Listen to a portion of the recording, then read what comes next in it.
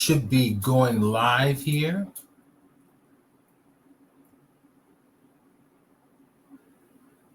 All right, let's see if we are live. Yep, we are live. Let me check my sound here real quick. Yep, perfect. Sound is working great. Welcome, welcome, welcome. All right, let's see who is. People are jumping in slowly. Hopefully, everybody had a great Halloween last week. We are back, and if you'd like to jump in, I'm going to copy the link to jump in, so that you would like to share something, come and share. I'm going to put to share live. And then here is the link. Let's go ahead and post this real quick. So there is the link to share live. Jump on in. Welcome, welcome, welcome to the Blender 3D as well as Lightwave Discussions channel. All right.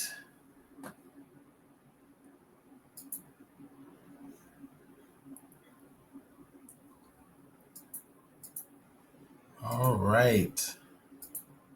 I'm sending out a little bit of a Facebook ad.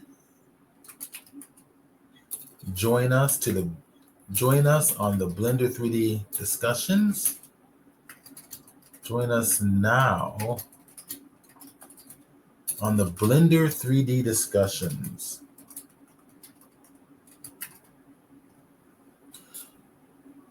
All right, there's the link, and I'm posting that now.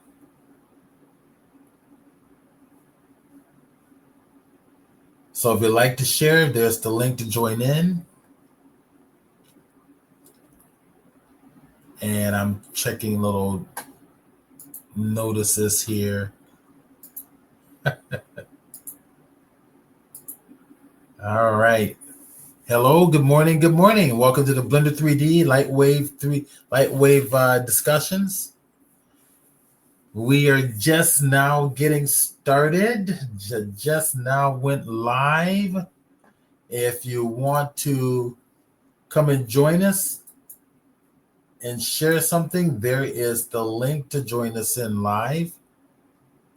I notice that sometimes Twitch will not always show what I just posted to the new people, so I'm going to do it again just so that everybody can see it. Cool. All right, there it is again. So to share live, come on and join us. Welcome. So we missed last week because of Halloween. So it's good to be back.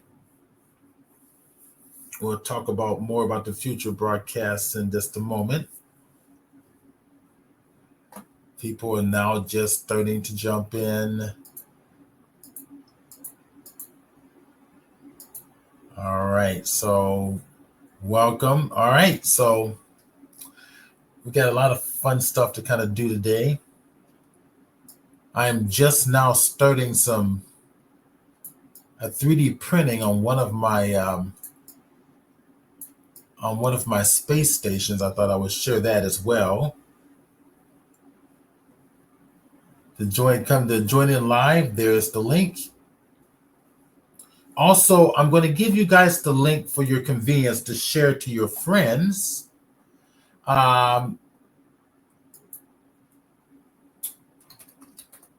It's the Twitch URL directly here. So I'm going to post that now. There. So if you want to share with your friends to come and join us, that is the actual URL there for this channel. So go ahead and copy and paste that. Welcome, Chris. How you doing? Let's see. Let me get you on stage live here. Okay, now I should be able to hear you. Oh, don't put me on stage. I ain't got nothing to share. Oh, well, if you're here, that means you have something to share. Okay. So you have to share now. Oh, I don't got anything to share, but how you doing? I'm doing good. I'm doing fantastic. It's good to see you, man. It's good to see you too. How's things back in California? Well, let's see. Let's see. What am I doing right now? I've got a project for a client I'm doing. It's a 3D project, actually. I've just started printing it. Um, Maybe I'll share that with you guys too, in just a moment. But it just came off the 3D printer. Great. It was mostly successful, but there's some support problems I'm having with it that I'm going to have to go back and rework. So um, I'll share that with you as well. Oh, we got more people coming in now. David Glenn, welcome. Hey, this is the link, David, to jump on live. All right, and share. So what have you been doing? A whole lot of nothing. I've, I'm a refugee from Los Angeles, visual effects, and Yeah. I've been down here. Quite frankly, I've been getting really active and involved in politics. I know you don't want to talk about it, so we're not going to. But I'm just saying, I've gotten some opportunities to get into editing. So I've dived into DaVinci Resolve. I don't know if you know that program. Yeah. I love it. An outstanding program, and Yes. I'm doing a lot of stuff. It's all volunteer, but it's an opportunity to learn it.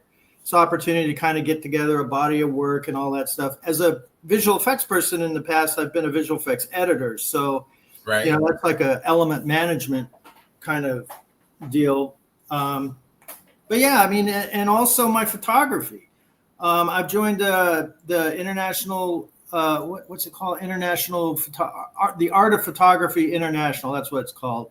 All right. So let's see. Share. As a matter of fact, do you have a link to that site? I have. It's in Meetup. So share your screen and show us what it looks like.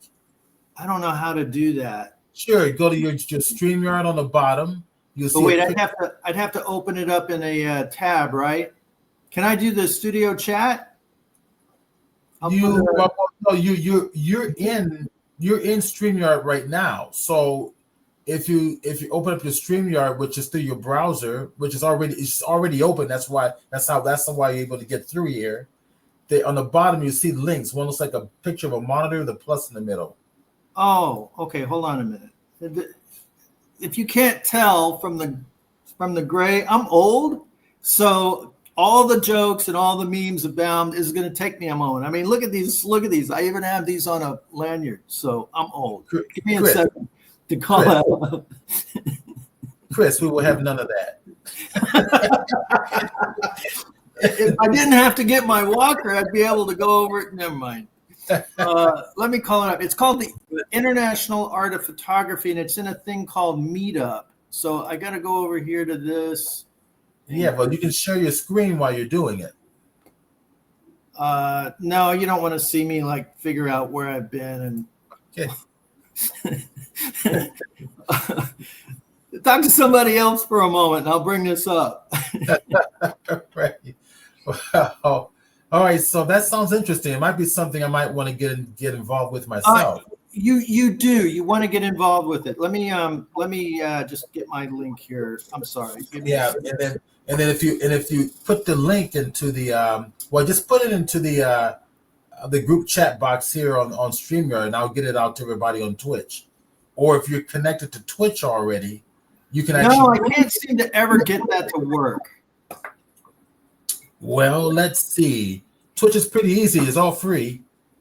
Just make sure you're signed in as a member. It's a free membership. Yeah, I know, but every time I remember I'm old, I keep forgetting my password. So it doesn't what I remember it doesn't accept. So we got all of that going. I guess that's why we all write our passwords down somewhere. Well, nobody remembers their password. I don't know that. Yeah, I problem is I forget where I put them. All right, David is here. Welcome. Well, let's see, David. Hi.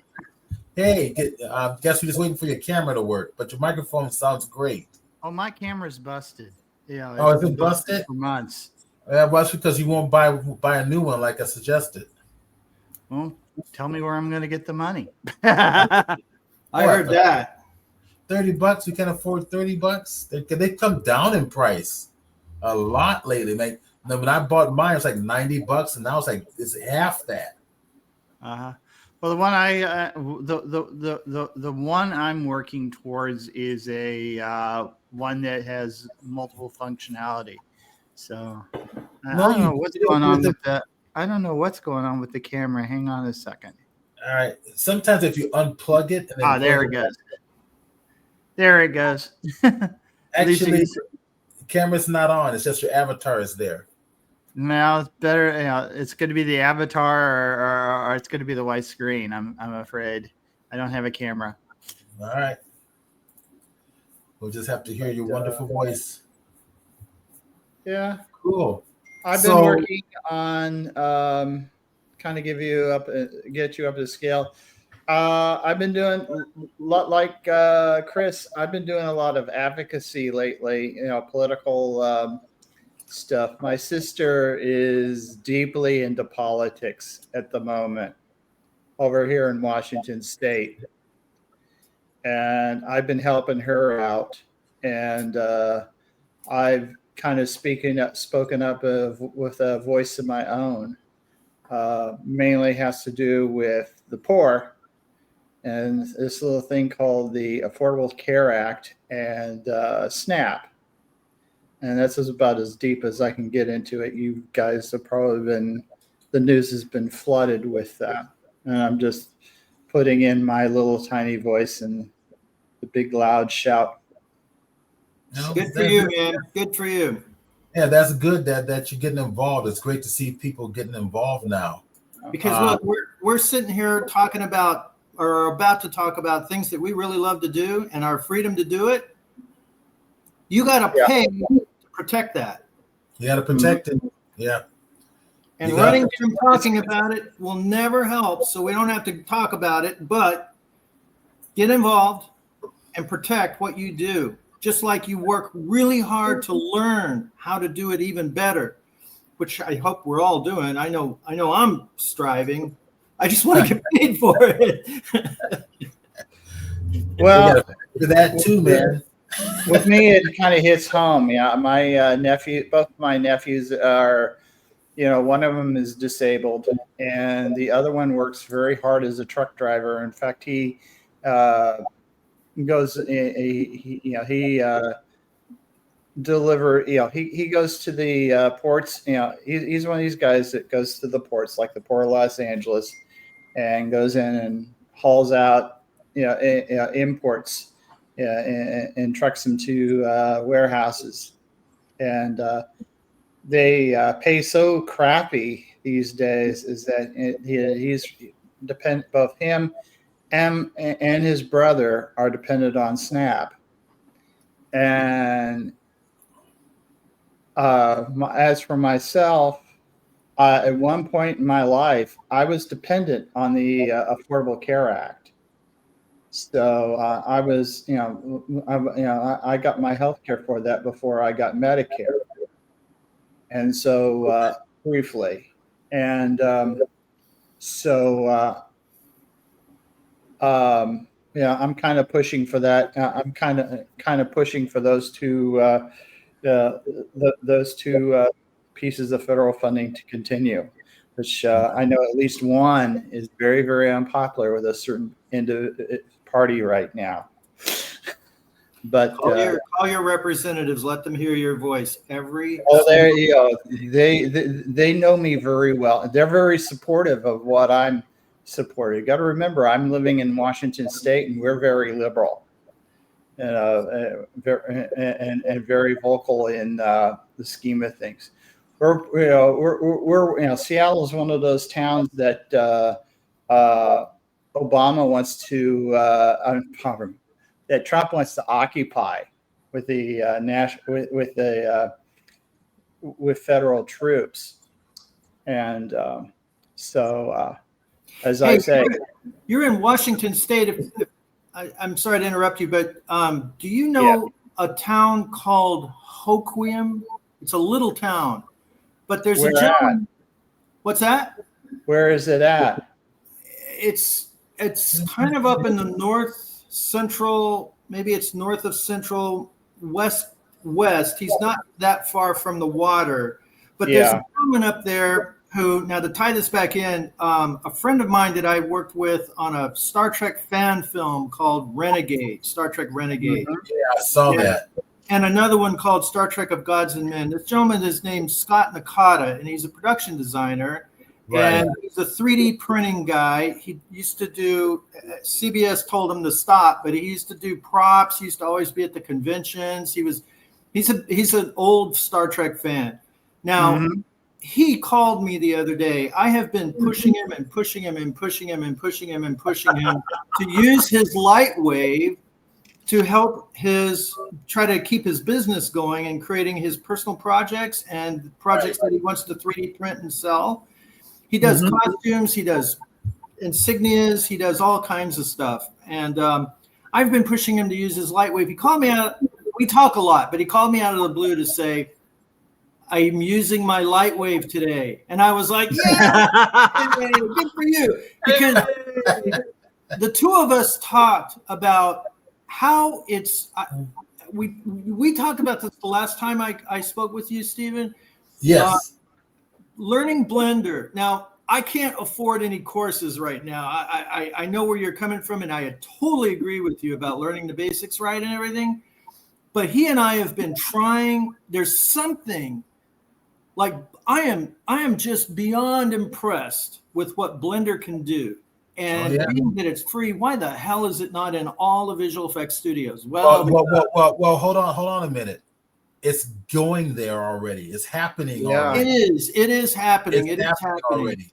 It's just there's something about. Maya is going to be dying a slow death because. Yeah, you think so? I know so.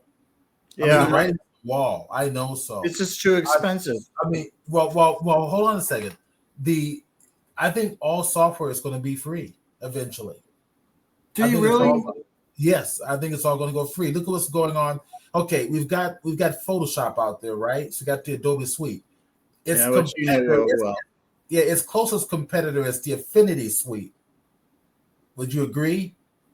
What about Are you familiar? I've never used it. No, I've never even heard of it.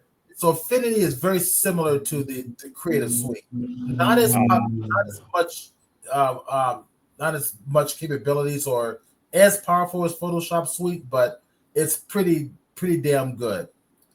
And that was the other software that most Photoshop practitioners were actually going to if they couldn't afford Photoshop.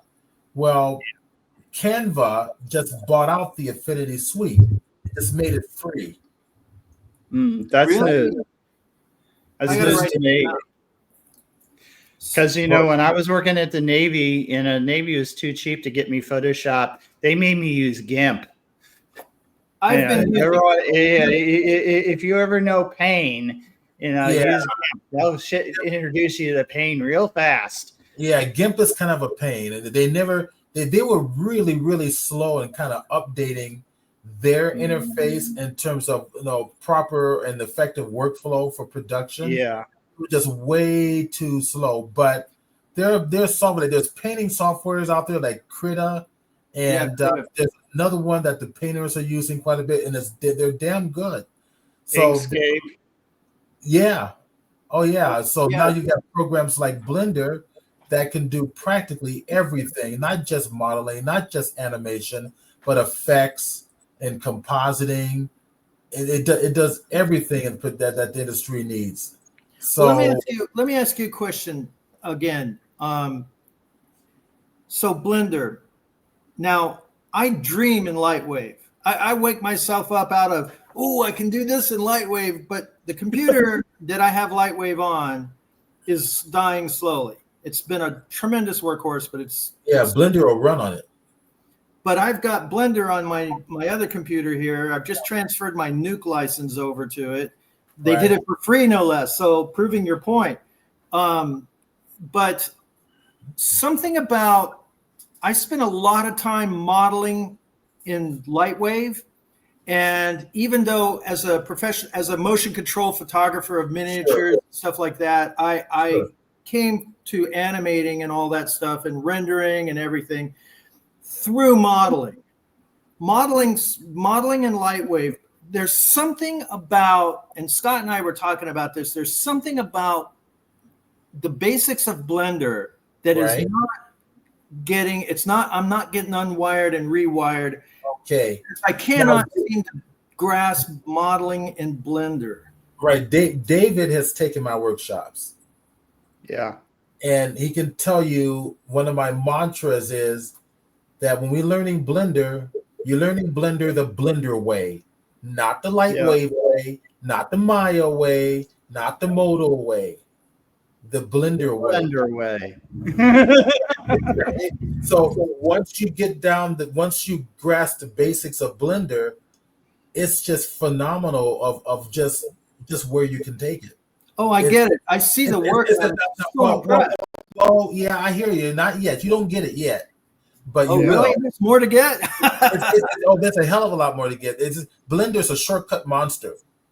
I mean, you learn a lot of in Lightwave. We only need to know a few shortcuts to get most of what we want done. Yeah, right? Gary Hubsel used to call it Hollywood's little secret. Yeah, but Blender is a shortcut monster for a reason, because it is that powerful and that flexible. Yeah, the thing is with Lightwave got very popular because the people at NewTek who created it for as part of the as part as what was the name of their editing program? Oh yeah, it was. I know Toaster. It's a Toaster. Toaster, yeah, Video Toaster. Yeah, Video Toaster. Yeah. When they started Video Toaster with Amiga, no doubt. Yeah. Right. Which at the time was even more powerful than any of the PCs. They invented Lightwave in order to do a lot of the backgrounds and stuff that Video Toaster used in their transitions and graphics and stuff. And ideally, they at the time they had a lot of they used their smarts and intuition and thoughtfulness in developing a user interface that was very intuitive. Right. Now, the benefits of that is it made it very easy for a lot of people to dive into Lightwave and get introduced to 3D graphics production and build a lot of stunningly beautiful models and stuff for them. The downside of Lightwave is that intuitive comes at a cost. It comes with a cost of flexibility.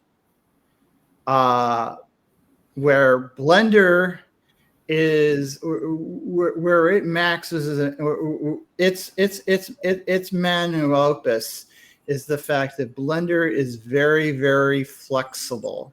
It's open source. So there are elements, add-ons, elements, improvements that have been made in Blender over the years. There's been a lot of advocacy in the Blender community to make Blender much more much more flexible, I should say, a lot more, and especially a lot more uniform. The early days of Blender, you could go into one function and it would be in matrix, and then you go into another function and it would take in calculations and imperial inches. And that was frustrating to a lot of people. And they've unified all that now. They've made the things, they've set the standards and made things more universal in that regard. And that's what really picked up Blender in terms of its usability. It increased the usability to almost the usability now is literally limitless. It goes way beyond Lightwave. It goes way beyond even Maya. And because it's out there, it's free, and they encourage you to go out there and to, from a programmer's perspective, they go out there and they encourage you to get out there and and kick the tires, bend the limits of Blender, and so Blender is turning into this powerhouse. And particularly with two engines, a third one I think is on the way, possibly, and there's others out there that it can interface with that is pretty cool. In fact, from my perspective, there's only two things that are limiting Blender from my perspective, and one is that we gotta get Sculpt to work more like ZBrush, and have a lot of ZBrush. Really, with these latest updates, the scopes have greatly improved. Have you been playing? Oh, yes. The scopes have greatly improved. I mean, it's much better now. You can do pretty much most of the stuff you need to do in Sculpt. You can do it in Blender now. You don't have to go to ZBrush.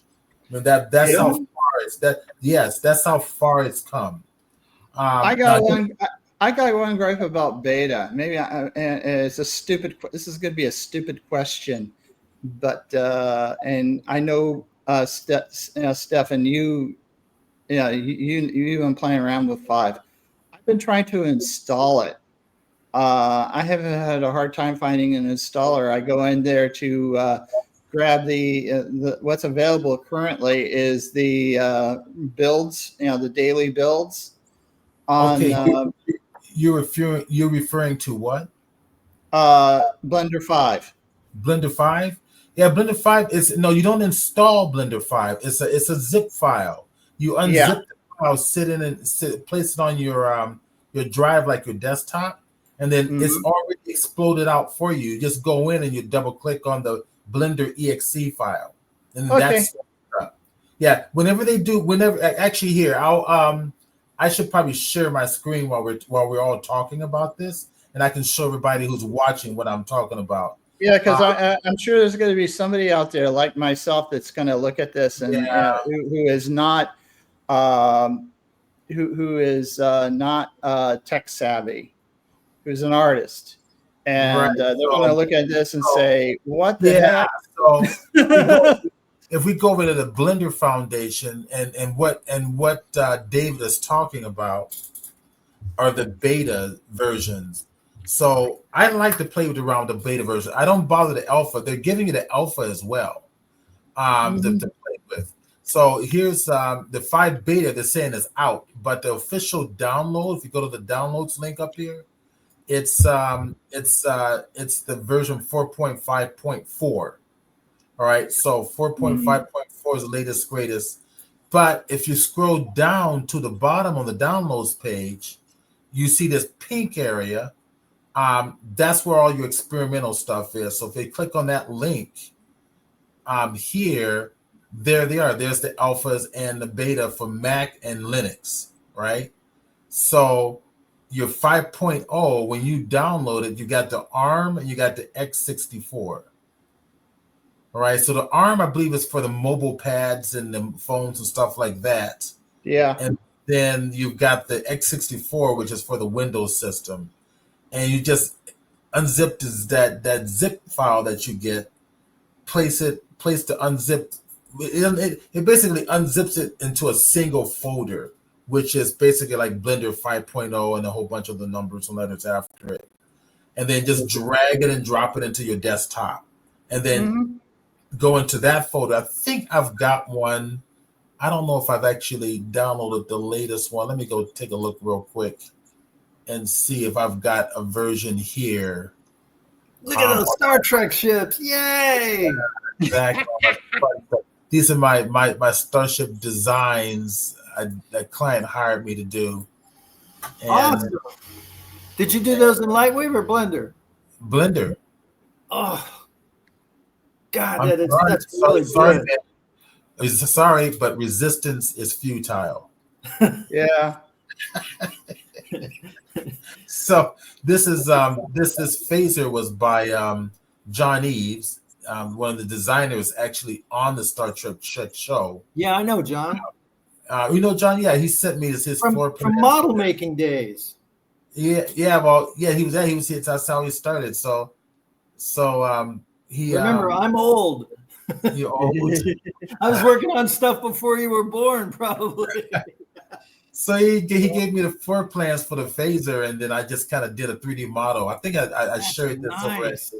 over at Comic-Con. That's really I'm nice. kind of torn. That's all in Blender. Blender is not only more powerful, as David's saying, but it's faster than Lightwave. Once you learn things to Blender way, when you learn things to Blender way, it's slow. And then you start complaining because you're a Lightwave guy. Well, Lightwave is faster. No, I don't say that.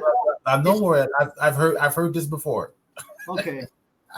but it's slow at first, but then once you learn it, your production speed is just increase astronomically. Well, you know what I was particularly immediately impressed about Blender was I love to paint planets. I love to come up with textures and wrap them on a sphere and whatnot, and I love to go outside and shoot real world textures. Yeah. And of all kinds. Yeah, so do I. And just kind of work it in Photoshop and come up with an interesting planetary texture. Yeah. Oh, absolutely. Which totally works also as an abstract. What I found with Blender was that some of the oh shoot, I'm old again. The procedural ways of creating textures, some of those are really great, and I'm finding this now within myself. I'm like, well, should I spend a couple of days working a texture, or should I just hit this texture on Blender and refine it a little bit? Here's your problem. You're being stubborn. My wife left me because of that. We're all stubborn, you know. Let me qualify my statement. I'm going to qualify that, okay? But before I qualify it, I was sharing something with everybody, and then you guys got me all sidetracked. Oh, there's the Blender 5.0 folder right there. Yeah. So double click and you go inside it. There it is, the Blender exe file. Mm-hmm. So that's the way. If you do beta stuff, that's the way you have to do it. Yeah. So you make a link for that basically, and you get your startup link for Blender. Right. But if you do, when the minute it goes to LTS, when you see the Blender LTS, which stands for long-term support, that means it'll be an install. Once you download it, you install. That's when they're actually going to do the install for it. It's going to actually do the install once it becomes LTS. I kind of figured it was a lot like, believe it or not, a lot like the way I've had to approach some of the stuff in Linux, in particular, where I was handed in my case, I was usually handed a tar wad, and I'd have to undo the tar wad, and I'd have to go in and do I used to use this tool called CMake. In fact, in Blender, there's also a CMake if you go on the Linux end. Right. And you have to literally go in and have the computer build your application on the spot for your system, which is one of the reasons why I think the Linux is actually a little faster, I think, than the but I want to add one more thing, and this is just to answer the question about Blender being slow. One of the things that you have to understand from a programmer's perspective is that Blender is written in Python. Python, when you initiate a new function or a new tool or the program itself, it is going to take a little bit of time for Python to build all the binaries within of Blender. This is Okay, basically what it's doing. When I mentioned Blender was slow, that's not what I was talking about. I wasn't Yeah. talking about speed. I was talking about the learning, the slowness of learning. the Okay. Well, Well, elaborate. you know more of that than I do, Steve. So Carry on with because that. Blender is not slow. Blender no, is it fast. isn't. It's Yeah. super fast. It's Yeah. faster than Lightwave and Maya. Yeah. Tell me. But Tell I've me what noticed you were. I've noticed it myself that even in the newer and newer versions, there's more and more Python code that this thing takes in and has to compilate, because basically what it's doing is it's building the version of Blender to match your computer. That's one of the reasons why it's so darn fast when it does run, and after it does all this stuff, because it falls back onto what we call cache. Cache is basically is say, hey, I built this stuff all before.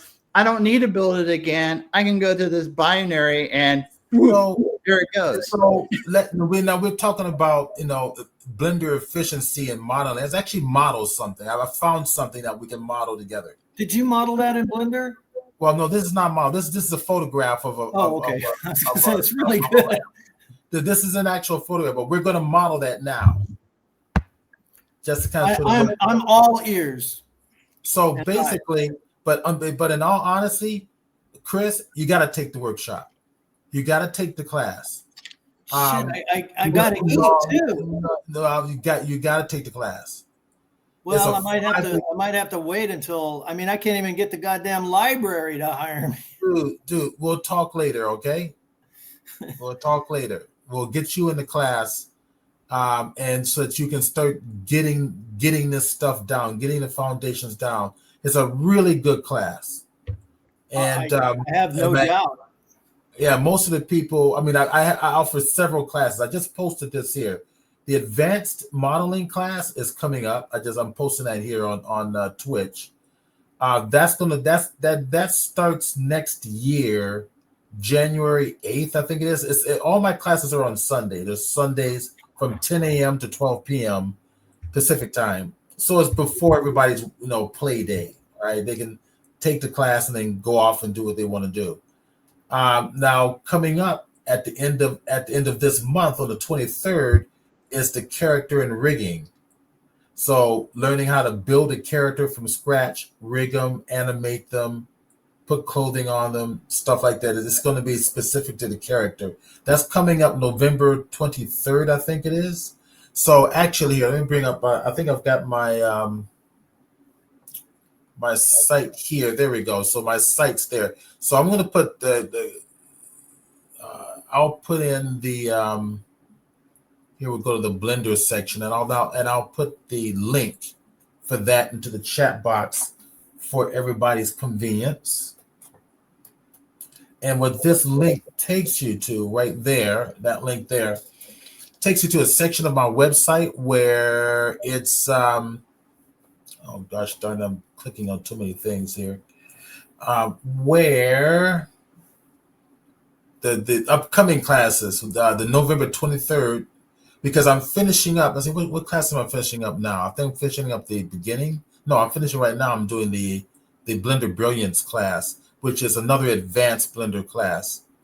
Blender Character Rigging starts on November 23rd. Advanced Blender starts January 11th.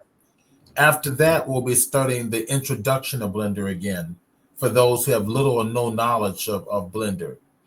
So I think that starts in February, but those dates, I haven't got that posted yet. So that'll be posted pretty soon. So they're all 5-week classes. Every week, the video is recorded, and we do it all live through Zoom.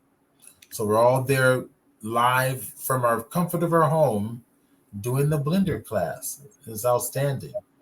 And then anybody online have any questions, so type it in the chat box so I can see it, and I'll be happy to answer any questions there. So that's a good New Year's resolution, Chris. We'll be starting the new Blender intro Blender class February of next year. Oh, it's definitely the future. I mean, there's I mean, no question. right? Yeah, and the people who know other programs like Blender or Maya, they don't adapt very well to new stuff. My best students are like young kids, and you know, in the freshman year of college, whose minds are fresh and open. But you Yeah, guys, you've learned and made your money using a certain different product. Now it's hard for you to break those habits to yeah, do something new. yeah. So what I did was I forced myself. I just basically stopped using Lightwave. I just stopped and Mhm. just forced myself. And I when clients gave me 3D projects, I said, okay, I probably shouldn't be doing it, but I'm gonna do their project in Blender, even though I don't know very much about Blender. And Mhm. that helped me learn Yeah, a lot. yeah. Having a goal. I had to do that with Photoshop. I moved over to GIMP, and the pain, but I feel very comfortable in GIMP now, and jumping back over to Photoshop. Well, your better program is Affinity. I'm Go gonna look check into that. I hadn't heard of that. Thank Affinity you. looks and acts just like Photoshop. The learning curve is like practically nothing. Mhm. Awesome. I'm It's gonna called look it's straight into called that. Affinity, yeah, called Affinity Photo. And in fact, here, let me find out if I can. Let me go to the link here. Let me go to Affinity, and I'll give you guys that link, Affinity Photo. And let's go to the actual website. I think this is it right here. Photo painting part for Affinity Studio. There we go. Okay, so this is Affinity. It look at it, looks just like Photoshop. Layers and everything. It's laid out just like Photoshop. It looks And like most GIMP sort of looks like that too. But I noticed the GIMP had this weird in their like their noise pattern. There was like this weird repeating, like it just didn't seem to be as deep as the Photoshop noise pattern, just simple noise pattern. Or I'm sorry, the clouds pattern. all Mhm. right, so there's the Affinity link there. So Okay, anybody was great. but Affinity was bought out by Canva, and Canva's just made it free. Yeah. I'm all about that, man. Right. So Yeah. I'm finding that a lot of this software, including important software like the one you use for video editing, Yeah. is free. And included in that video editing software is also a compositing software. What was that called? It's Well, DaVinci Fusion was in there. Fusion. Fusion's all built in there with, and Fusion was industry standard for a long time for compositing. Oh shit! Fusion never got industry standard. It was You used don't think so? for a while, but it was Nuke. When Nuke came on the market, that was it. Yeah. Nuke definitely took it over. But get a load of this. Like I paid $8,000 for my Nuke on sale when I started getting more and more calls as a in-house compositor, working with the editor, working with the director. So I had to have my own Nuke, right? So I did, and then all of a sudden, guys who rented computers with their own software started getting in and offering deals to the production, and boom! I think I finally amortized my Nuke. I bought it for Wonder Woman. Never ended up using it. Aquaman, I was the lead in-house guy. Never ended up using it on my own. But anyway, sorry. Right. Free is cool, and I would imagine that the inspiration for using or the need for doing it free is that you get a lot of people throwing in using it for different things and bringing in a lot of different ideas. Not only that, but it brings a lot of people in to see advertising. Oh, Yeah. So, Sure. Yeah. and the Blender Foundation makes its money through donations, and they're supported by the major companies like Adobe, Microsoft, Apple, Epic. Epic. A lot of these big companies are throwing their money at them. I mean, look at Epic. It's free. yeah, right. Incredible gaming engine. It's free up to $1 million. You make $1 million, and you got to start paying them some money. But for most of us humble earthlings, it's free. and it's If I powerful. make $2 million on a project, you bet I'm going to buy a license. Yeah, Unreal exactly. Engine is quite simply that. It's unreal. It's amazing what a single person can get done in Unreal Engine, and then you Oh, have yeah. Blender and you throw DaVinci Resolve. For me personally, I'm entering a time in my life where I would much rather just direct real actors with absolutely no visual effects. I've been in visual effects for 40 years, so been there, done that. I even sank the Titanic.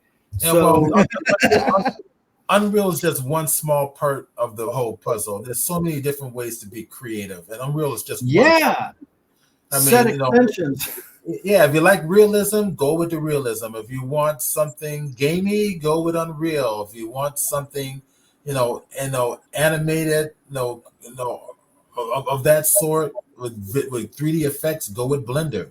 The only reason you're going with Unreal Engine is because you're going to be interactive mostly. You can do movies, but it's mostly for interactivity. So if the user is going to interact with the character or the things in the scene, you got to have Unreal. But if you're not going to have any of that, you can do your whole movie in Blender, period, and be done with it. Yeah, right. Yeah. Look at Flow. Yeah, make it like Flow, right? So, I figured since we were talking about the complexity of Blender, and maybe we'll do a nice little simple modeling project here. We'll model, we'll model everything here as we see it: the glass dome, the wire cage, the hood, every little aspect, and then I'm going to kind of like explain why we're doing and what we're doing. For people who are in the effects industry, I'm the lead Blender instructor at Studio Arts in Los Angeles. All of my students are seasoned professionals, and I mean seasoned as in 10 years or more. They're taking those workshops up there. Seasoned professionals like yourself don't do well learning on your own. But if you took a class and learned really fast, it just pops up your value in the industry just much quicker. So the industry's got to be hiring somebody, because I mean my need in the industry has been unquestioned for 40 years. So yeah. But I don't want to go work in Thailand. I want to go live in Thailand. Believe me, I know $100 an hour compositors who are going to the fucking food bank 2 years ago. I know. Yeah. I mean, I know CEOs of companies, when the last crash that we had were working at Home Depot. I wish Home Depot would hire me. I'd love to work there. They don't know what to do. They see my resume and they're like, Now it's even hard to get a job at a Home Depot, and that's pretty sad.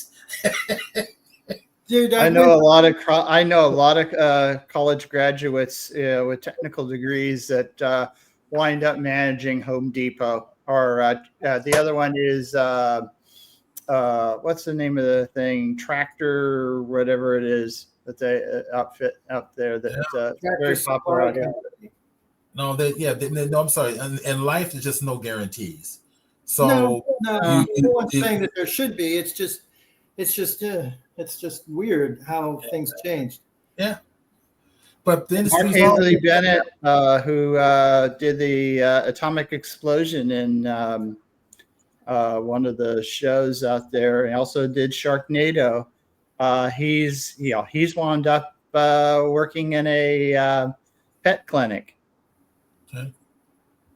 Well, so on the west coast of Florida here, just across from me, is a guy, I'm not going to say his name, but he's got 7 Emmys sitting on a shelf, and he hasn't worked in a long time. And everybody on the planet has seen something he's done. Well, let's get on with the subject of Like, can you guys hear me okay? I can hear you fine, but you're frozen on Lumberyard. It doesn't matter, so I'm going to turn off my camera anyway. Okay. All right, so I'm gonna maximize the full view like this. Okay, so that we can just focus on. Yeah, that I can see fine. Okay, can make sure. I saw my camera froze. I figured, well, maybe they can't hear me either. Nope. All right. Okay, so looking at everything looks good. So what I'm gonna do is I'm gonna bring this in as a reference. So in Blender, is a shortcut monster. There's shortcuts everywhere. Every key in your keyboard is going to be a shortcut for Blender. So on my numerical side, you got to have a full keyboard. You got to have a full keyboard, and you have to have a 3-button mouse with a scroll wheel in the middle. It's not an option. Do not come into my class with a freaking trackball or touchpad. No, 3-button mouse is a reason why. Yep. So okay, so I'm gonna go to orthographic view, front face view in Blender. They're all relocated to the keys on your numeric side of your keyboard. For example, if I hit the 1 key, that's the front face orthographic view. Matter of fact, here, why don't we do this? Why don't we just bring in an object? So we'll bring in something like mesh. Shift A is your shortcut for accessing all of your 3D objects. The primitives all live under mesh right there. Always. That's where they live. Go to cone. I'm going to cone. There's my cone. Okay. Now, if I want to go to the front-facing view, that's on the numeric side of the keyboard on the right-hand side on the numeric pad, the number 1 key goes to front face orthographic view. And I can take this and pull this up, put it right about there. If I want to go to the side view, it's odd numbers. It's number 3 key. It's switched to the right side. If I want to go to the top view, it's number 7 key on the numeric side of the keyboard. I go to the top view. Okay. If I want to go back to perspective view, I simply hold down the Alt or the Option key. Same shortcuts in Lightwave. Left click and hold and drag it, and it automatically just jumps to perspective view. It's that simple. So, okay. So now I've got my my object there. And what I want to do is I want to bring in a reference for this light pole here. So once again, that's the light pole we're going to model. Cage and all with the glass cylinder, everything inside, and we'll texture it as well. So we will go access a command. We need to bring in an image. Same command, Shift A. So Shift A, and I'm going to go find image right there. What type of image? I want a reference image. So I'm going to click it. It's going to ask me, well, where is the reference image? All right, I got to go get it. So basically it's inside my lessons folder, inside my 0 presentations, and I'm going to go to a folder I use for my Studio Arts class in Los Angeles. So it's the Blender 3D. Let me go find it. Let me get to the B's. No, man, my mouse is acting kind of funny. Blender Brilliance is there. Blender 3D, Blender. Wait a minute. It may not be in alphabetical order. Right click, sort name. There. Now it's in alphabetical order. Okay. So Blender, there it is. Studio Arts 101 right there. 101 Studio Arts. Click on that. Inside there, I've got a references folder for all of my reference images right there. And there they all are. So I got a whole bunch here. Same place. Now, this is the one I think I was showing you right there. So that one there. So I'm going to add it. There it is. Okay. I don't need this anymore. I'm going to click on that that cone object and then hit delete on my keyboard. Okay. If I go to the front facing now, it's not quite front facing view. So let me do it again so you can see what's happened. It went according to the angle of my camera. So I'm going to delete it. Now I'm going to go to the front facing view like this. Now Shift A, image, reference. It remembered where my references are, and I will just scroll down here and double click it. Now it's flat on the front facing axis. So if I rotate this, you see? Yeah. Okay.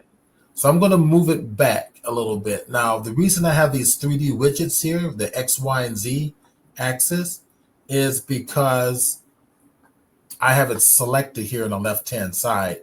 My move tool, rotate tool, scale tool, transform tool. right about there. So I've got them selected. So if these are selected, it'll be there. If you don't have it selected, like I have this selection option selected, you won't get that tool. It'll go away. So you got to have a navigational tool selected. Now I'm going to rotate. I pushed it back a little bit. That's fine. I think what I'll do also is I'm going to give this image um, a little more of a transparency to it, so it's not so strong. And I'm going to go right on the right hand side. It's going to be my properties for my image. We got two properties panel. This one with the colorful icons, and another one. If I hit the N key, just like in Lightwave numerics, Lightwave opens up the numeric panel, just like in Blender. This is the numeric side. That's the left side properties panel. If I hit the N key again for numerics, that goes away. Yeah. So if we go back, go to our image icon, very bottom on the right side with the colorful image, colorful icons, I have the opacity, and click that and say, let's go 50%. So 0.5, and there we go. It brought it down a little bit. It'll be less distracting visually. You see what I mean a little bit. Okay, so let's take this and bring it up a little bit. So go to my front-facing view, number one key on the numeric side. And I'm using Shift and Alt or Shift and Option to pan. I'm using Control and Alt or Control and Option to zoom in, just like Lightwave. Yeah. Okay, so if I bring this up, I'm going to bring it up to the top plane here. Just because I'm being anal. Okay, so now we need to bring in a primitive that's going to match the shape of this pole here. What primitive am I going to bring in? A cylinder. Yeah, a cylinder. Just like you. You could do it in with a box too. But see, this is my problem is I never did primitive modeling. I always either drew it out or constructed it from splines or something like that. I think that's what I got to get my head around is modeling from primitives. If you're gonna model the way that you just suggested with splines and stuff, that's only going to be valuable for like automobiles. Well, yeah, or rounded spaceships or stuff. Yeah. Yeah, I mean, even then you can model them out of anything out of primitives. You can literally model anything out of primitives. Oh, I know, but it's just that I think that's my stumbling block is that I never really did that. I mean, yeah, cubes and things like that, but all those multi-surface Star Trek models you did out of primitives? Yeah, everything's out of primitives. In fact, after break, I'll show you the space station I just finished 3D printing. Well, parts of it so far. I'll show you the full one in Blender. Okay, so here we go. Shift A, mesh. And we'll go ahead and get, let's go get a primitive cylinder right there. So there's my cylinder. Okay, so from here, let's give this less surfaces. Now I can keep the surfaces that I've got. No, I'm gonna keep this simpler. There's a more professional way to work, but this will be simple. So what we're looking at is something that we can visually assess is going to be good for the base of the pole. Yeah. Now I'm going to go ahead. I'm going to go place it down in there, and I need to make sure I also honor the cap on top of the pole. Go to my one key for the front face orthographic mode. The shortcut to go into X-ray mode so I can see through the object is Alt or Option Z. There. Now I can take it and place it right up here. All right. Yeah. Now I'm going to hit my S key for sizing just to make the sides match my pole. Period key in the numeric side of your keyboard zooms you in to the selected object. Okay. I'll move it on over. And maybe S key to scale it down like that. That looks good. All right. Blender is one of the few completely non-destructive 3D programs on the market. Blender remembers these sizings that I've just done. If I hit the N key for numerics and come over here to the item tab, the top tab here, the scale here is 0.19 to 0.19 to 0.19. Well, what the hell does that mean? It means that something's been done to the original size of that cylinder, and Blender is remembering it. Well, when you go into model mode, it's going to model based on the scale that we have here. I don't want it to do that. I want this to be set in stone so that when I do modeling in Blender, everything is going to be exactly the way that I see it happening.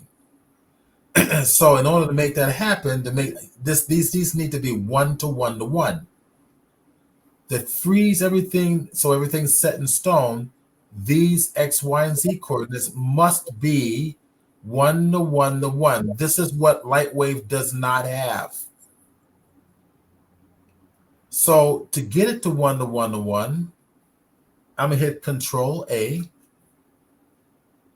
and go to Rotation and Scale and click it. And look what just happened. Now it got rid of all those, in memory, it got rid of the original scale and reset it to 1 to 1 to 1. Now we're ready to go model. But why would you have to do that? Because it's a non-destructive program. Okay. Well, let me show you this way. I'll show you this way. Go to Mesh, Control Very A, important. go to Mesh, go to Cube. Okay. And I'm going to take this cube, hit the S key for scale, Z key for the axis, and just scroll it all the way up. Hit the period key to pop that in view. Okay. So what do I have? Dimensions are what? 1 to 1 to negative 40. Let's go in and model this right now. Tab key gives you a pie menu. And where does it get this pie menu from? It gets it from Maya. Yeah. Tab for pie, you got object mode, which is what we're in. When anything's highlighted orange around an object, you're in object mode. You got object mode and you got edit mode. We want to edit now. We want to create something cool. So edit mode, click it. Now we're in edit mode. Now we can select our points, edges, and faces to model. In Lightwave, you got to go to modeler. And if you want to animate and do effects, you got to go to layout. You don't do that here. So if I want point editing mode, and Lightwave is the space bar, here it's the number 1 key on your keyboard in the top left-hand corner. 1 for points, 2 for edges, right? And 3 for faces. 1 for points, 2 for edges, 3 for faces.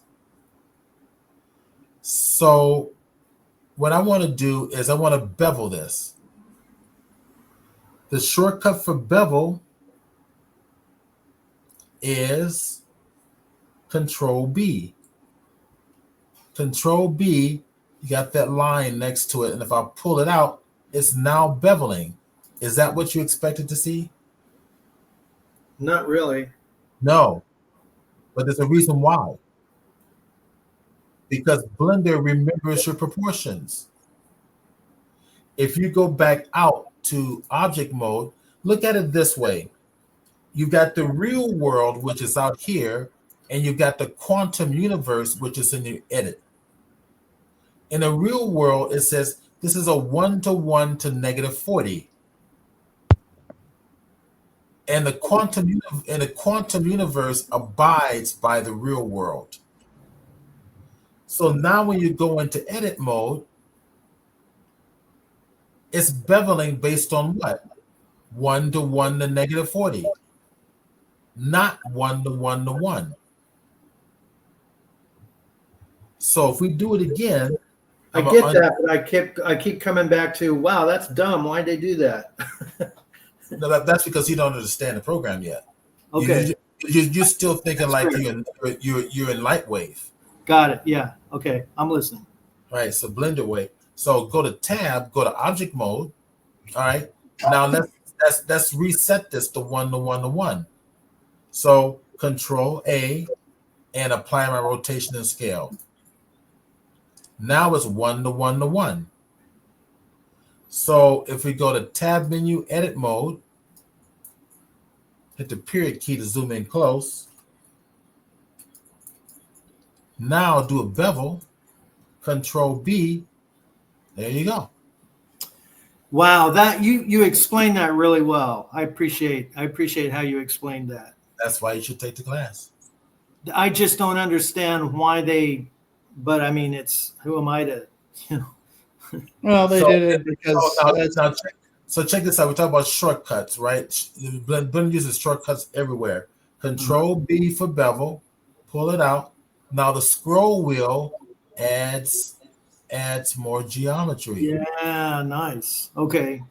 Because yeah, see, I would do that all with like lathe. I would have drawn it and lathe it. No, Or extruded it from a shape. that's the Lightwave way. It's not the Blender. You're opening my mind. Good. And I apologize, Chris, for you having to struggle with this. I struggled with it myself, and I just kind of had to. Steve knows all too well about how he's tried to hammer how to do this stuff in Blender in my head, and I just slowly but surely had to figure out and struggle and do things the Blender way. It is, from a Lightwave perspective, it is difficult, and it's Well, but it, just it's that, the way that's you have to not. learn. It's I get it now, but that wasn't like intuitive. Like, I mean, I No, learned all by it's myself. I learned I did a lot of learning. I even had to learn motion control on my own because they said, here, go do it. You're the Moco guy now. And I'm like, oh, shit. I only half read the manual, but then I was the lead Moco guy shortly thereafter because I was a cameraman first and then a technician. And it's like, I try to like all the stupid stuff. And I think that's what I liked about Lightwave was like, I'm like, okay, I need a shape. I'm going to take this shape. I'm going to extrude it. I'm going to bevel it. I'm going to whatever. I mean, I know I used the primitive a little bit, but anyway. So are we ready to go? Are we ready to go forward now? Yeah. Absolutely. Good. Okay. So now I'm gonna get in close. We're gonna go back into edit mode. So, and now keep in mind, hit the N key for numerics. It's 1:1:1. We're good to go. Got it. All right. So now we go tab key, edit mode. All right. Now we're gonna go to front face. I'm gonna go to X-ray mode because X-ray allows you to cut through. Now what I mean is, if I hit 3 key for front face editing mode, I can select any face I want. But if I draw a rectangle around it and rotate it, only one side is being selected. Only the side that you see is being selected. Yeah, I get X-ray. So if we go to X-ray mode, Alt-Z, then everything I select gets selected. Yeah. That made sense to me. Okay. So now here we go. I just want the bottom face here. Bring it down to here. Okay. Let's bring it up here. Go select the top face. Bring that to there. Yeah. Okay. And let's simulate this little cap here. I probably should make this as a separate object because that's the way it is. That's the way it is in the real world. But I'm not going to save time. I'm not going to worry about it. Now, what we're going to do is we're going to extrude another shape out of here. The shortcut to extrude is the first letter of the word extrude, which is E key. E key on a keyboard, extrude it. Right click resets it back. Now, S key for scale, scale it out. Yeah. E key for extrude.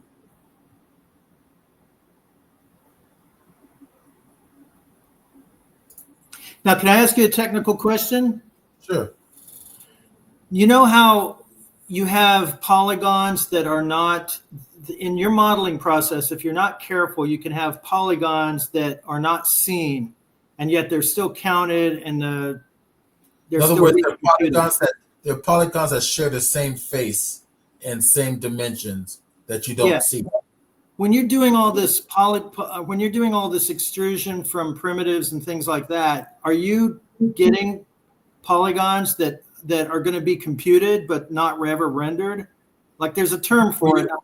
When you, it's just over. It's basically overlapping. Yeah, There's a term for overlapping geometry.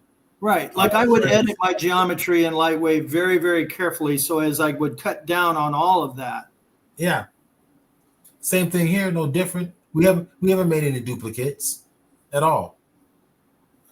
If you suspect you have duplicates, then what you do is go to your face editing mode, which is number 3 key on your keyboard, and then you hit select all, which is A key on your keyboard, and you hit M for merge. M for merge. M. How do you want it merged? By distance. Click it. Look at the bottom of my screen. It says removed 0 vertices. Okay, yeah, similar to Lightwave. Cool. Right. It's the same thing. It's the same thing in all programs. Okay. Okay, now let's go forward. So now I need to take this back in because this is going to be a cap. So I need more geometry coming out of this top face. Select the top face. And what I'm going to do is I need to inset a little bit.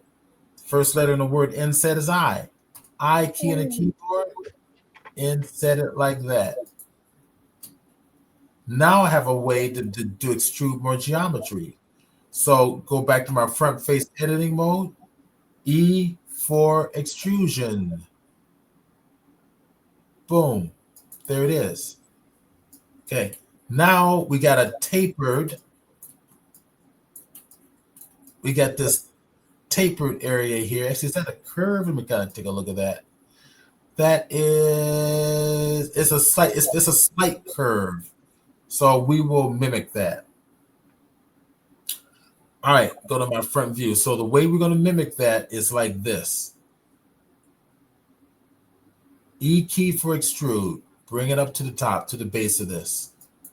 And I'm going to go to X-ray mode so we can see what we're doing. S key for scale. Pull it on in. Let's take a look at it. Actually, it goes to right about there. Okay. Now, this inside should curve in slightly. So to simulate that, I need to make a slice. Another slice of geometry coming through all these polygons along this top here. Easy peasy. Yeah, you just go over to Lightwave and use the K tool. No. Hit Control R. Control R, and it slices all your polygons dead center. Wow. Okay. Click it, and then you can slide it, or click it again and commit your changes. Go to the side view, and I want that to bevel in a little bit, right? So S key, and bring it in like that. Nice. Got it. Yeah. Let's go to case 2 for the night tool. God. I thought you'd get a kick out of that. So now we got another piece that's shooting out here. What we got? We got about 1 Wish I minute. had my camera. You could see my eyes roll. I said that. Yeah. All right. So here, orthographic view. Okay. So I'm gonna go to hit the I key again and bring it in slightly. And it's hard to tell how far to go in. Oops, I went the wrong way. Yeah. So undo. I key for, let's see, I'm going to go, yeah. Actually, oh, you know what I need to do? Silly me. Yeah, I need to come in just slightly. I key, bring it in slightly right about there. I think that'll work. Go back to 1. E key, extrude it up. There we go. Okay. So the next thing is I key to inset in.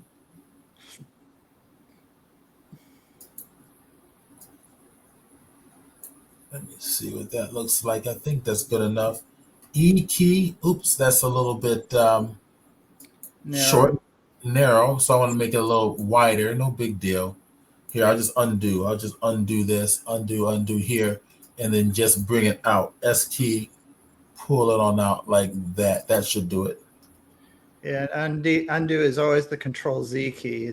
That's pretty universal constant, I think.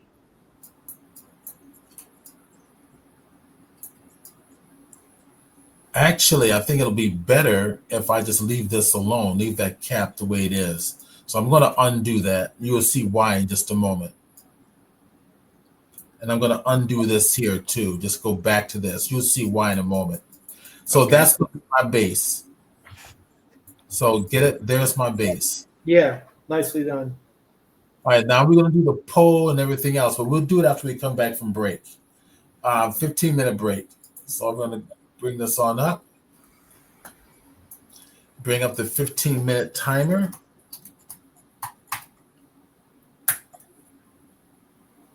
Thank you for doing this. This is really brilliant. Oh, you're welcome.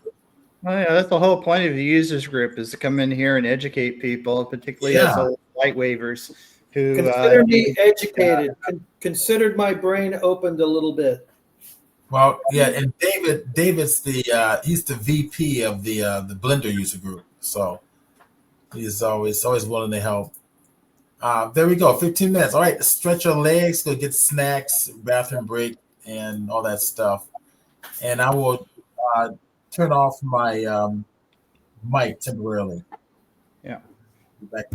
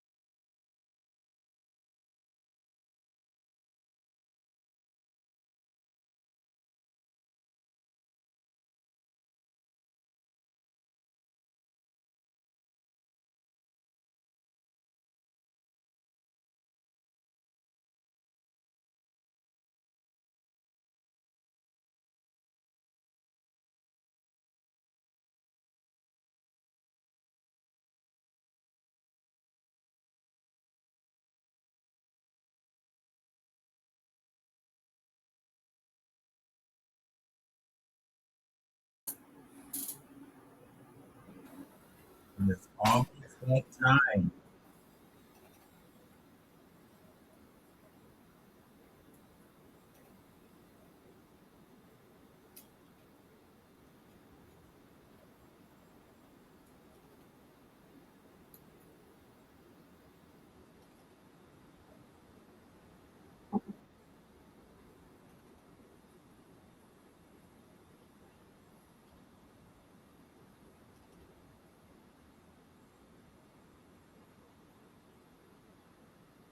Okay, it is that time. Break over. Cool. Welcome, Carm. Carm just joined us. All right. So let's see. Where were we? Oh, yes. Okay. So let me I promised I would show you the model that I'm printing after the break. So let me do that first. Let me save this so I can come back to this and then we'll finish it up. And let's see, where should I put it? I guess I will put it right over in the same spot I found it. And we'll go back to my Blender 101 Studio Arts. And we'll call this one Light Post Twitch.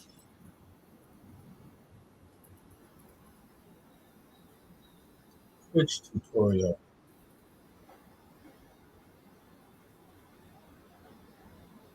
And we'll come back to it after I'm done. Okay, let me go open, and let's go go back to my 3D projects folder, Blender 3D projects folder. This is going to be in my enterprise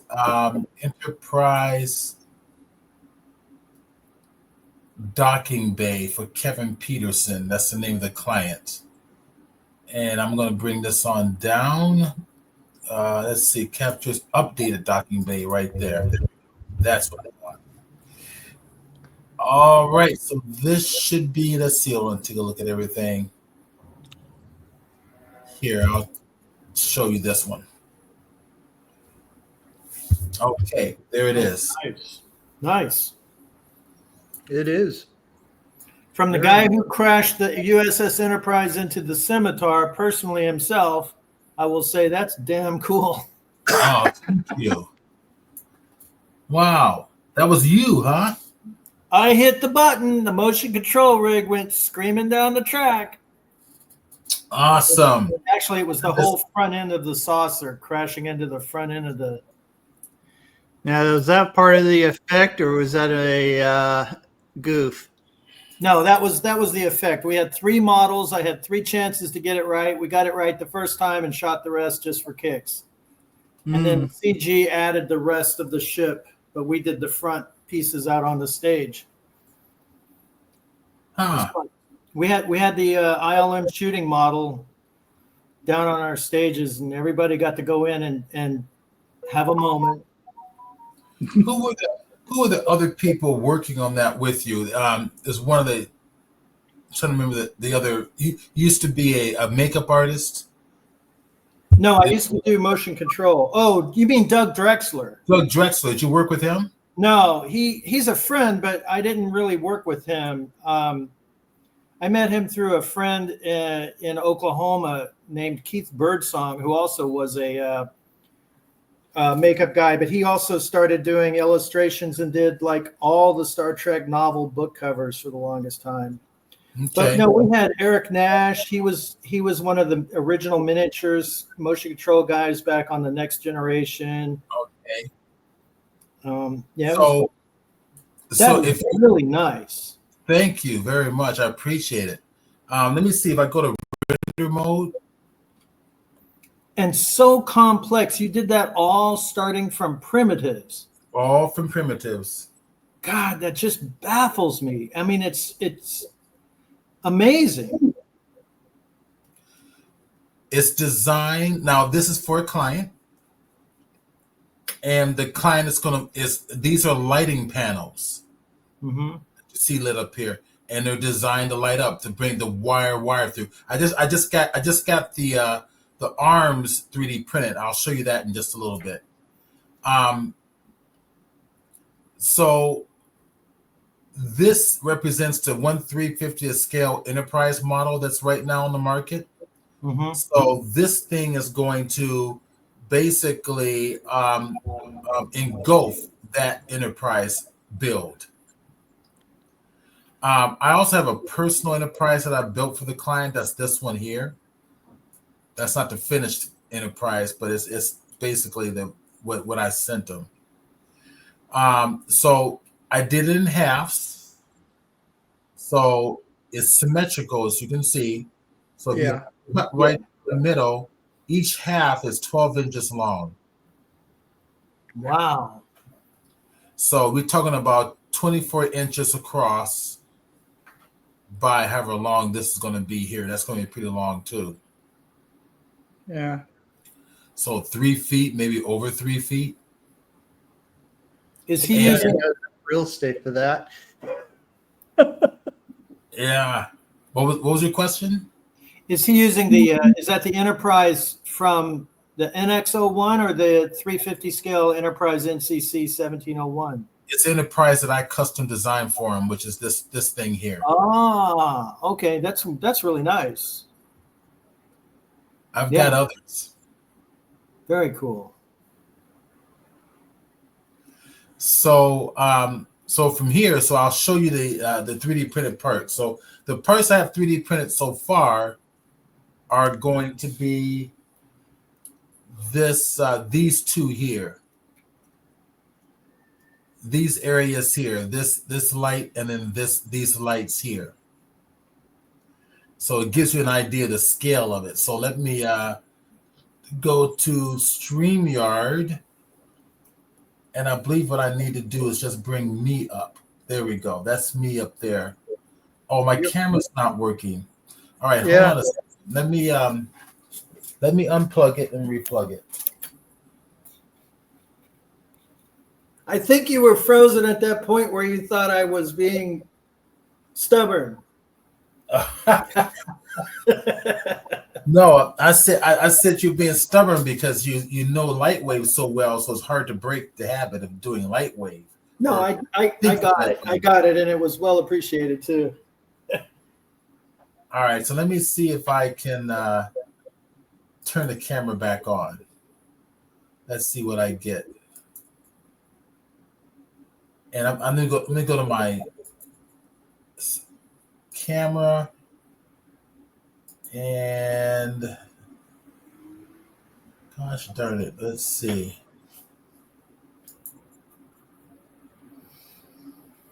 Let's give it a hot minute. Now, what I could do, camera off. Is that camera on? Camera off. Just the camera on, showing the camera. Oh, there it is. I gotta click this. There it is. Go. There you go. Got it. Okay, cool. Now I can go to this. Okay, cool. All right. So I'll show you right here. This one first. You see this all broken in little pieces, but all of this here, I'll show you that portion first. So let's get out of. Show you that portion first. All right. Oh, wow. Wow. Yeah. Oh, my friend Scott has got to get on here and talk with you. That they should. Beautiful. Now, that was resin print. That was printed in resin. This is resin printed. Yeah. Look at those edges. And nice look on the inside. Plenty of space to put lights on the inside. Plenty of space. You do that with what printer? With the Frozen. The Frozen, what is it? The Frozen Mega 8K. It's the largest on the market. Mm-hmm. That'd have to be for that large. That's going to be a nice model, man. And then the other one, and I'm going to show you this. I'm actually quite impressed with how it came out. And that's the bottom portion. Mm-hmm. And the way it works is, let's stand up here. These two go together, and there's a rod that's going to go on the inside so that you can articulate the models. Does that make sense? Yeah. Wow. So together it's like this. Mm-hmm.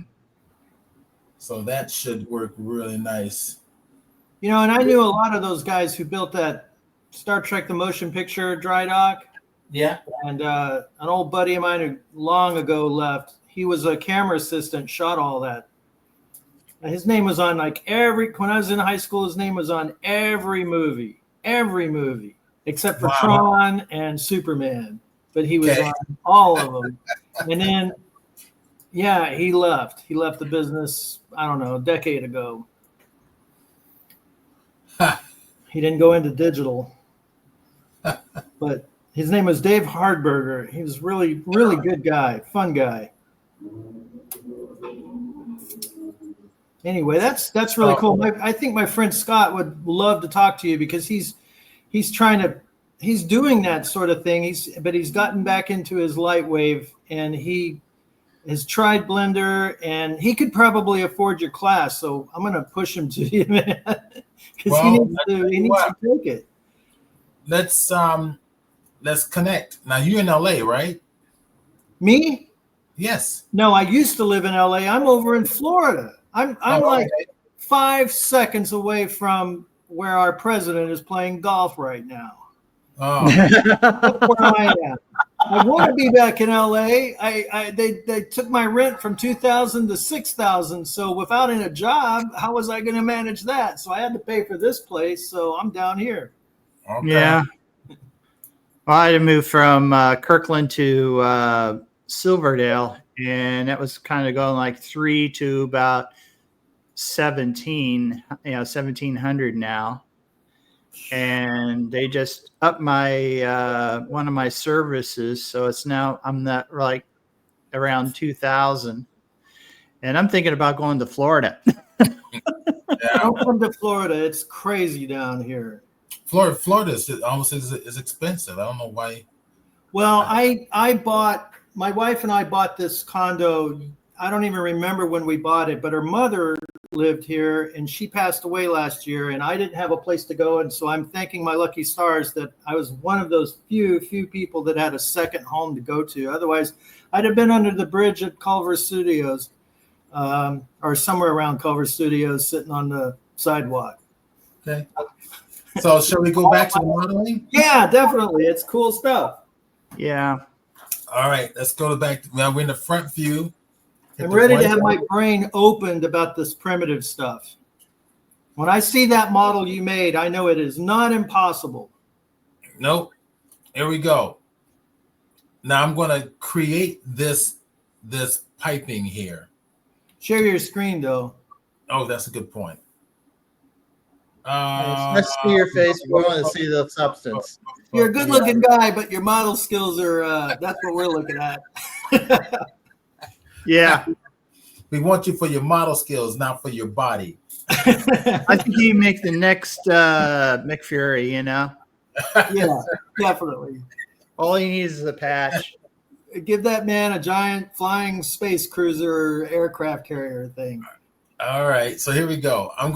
Now if you notice this little written white thing there, that's the 3D cursor where all of your models are going to appear when you actually import them in using Blender. So I'm going to bring in a plane. I'm going to hit the Shift A again. I'm going to bring in a plane. And oops, I'm in the wrong. Let me get out of here. Let me undo that real quick.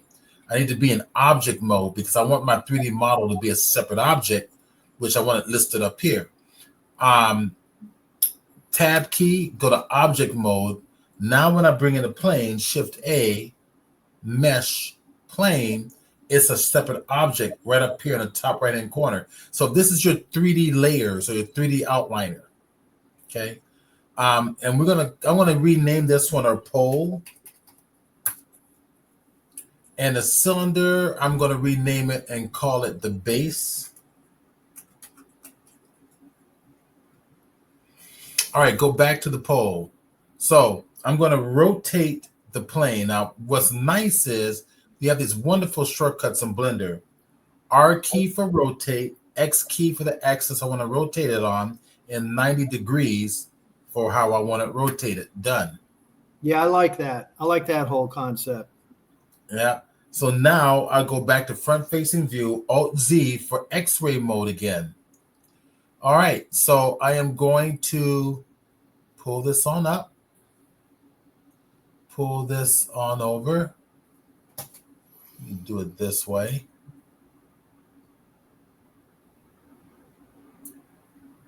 Okay, I'm going to hit Control A, rotation of scale, just make sure everything applied. Tab key, edit mode. I'm going to go get the edge. Go to number 2 key on my keyboard to select the edge editing mode. Bring it right about there. I think I'll grab this edge and let's kind of zoom in closer. Bring it right about the center.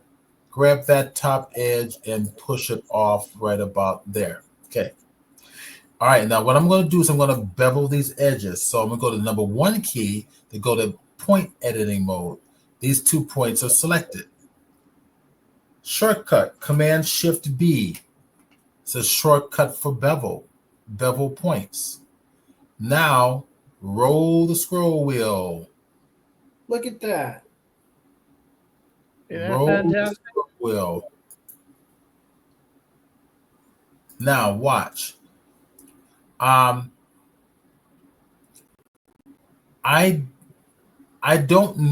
just need, if I double click this, actually I'm gonna go grab the edges, right? Grab this edge, shift click that edge, or shift and control click, I should say. So I'll go to this one, shift and control click this edge. All I really want are these edges here, right? I don't want the bottom edge. So what I'm going to do is I'm going to delete the face completely. Go to the 3 key on the keyboard and I'm going to, let's see what's going on here. I'm in the wrong mode. There we go. Get that out of the way. I go to my face editing mode. Hit the X key for delete and delete what? Vertices, edges, points. See, all these options Blender gives you is kind of nice. Delete the faces. Oh, actually, no, not those faces. I want only faces. X key, delete only the faces. It leaves my edges. I don't need the bottom edge. Hit the X key, delete that edge, right? Delete that edge. Done. Now I've got exactly what I need. So all I need to do is go to my point editing mode, grab this one, and just bring it straight on down like this. Okay, I think I want to move this over a little bit just to make that. No, I think we're okay. I think I will move this to kind of match my. That'll be fine. Okay, there we go. So with edge editing mode selected, I'm going to go grab this point and this point. I'm going to bring all the way up to here to the base, right about there. Turn off that snap. Okay, that should work out just fine. Grab this. Probably move that over a little bit more like that. Okay, there we go. So what we have now is our shape. Now, what these are points and edges. And to do what I want to do next, I can't use points and edges. I need actual real geometry. Well, not real geometry. I can't use points and edges which are real geometry. What I need instead is what's called a vector shape, like vector lines are in Photoshop. That's what I need is a vector shape. So those vector shapes are called curves in Blender. They're called curves in Blender. Now I'm gonna go to object mode, tab key, back to object mode. right click. How do I get a curve? Convert to curve. There. Okay. So we now have a curve. So All right. you've essentially done by, you could have taken just points in Lightwave and just drawn a thing and then taken a disc and extrude the disc along the edge.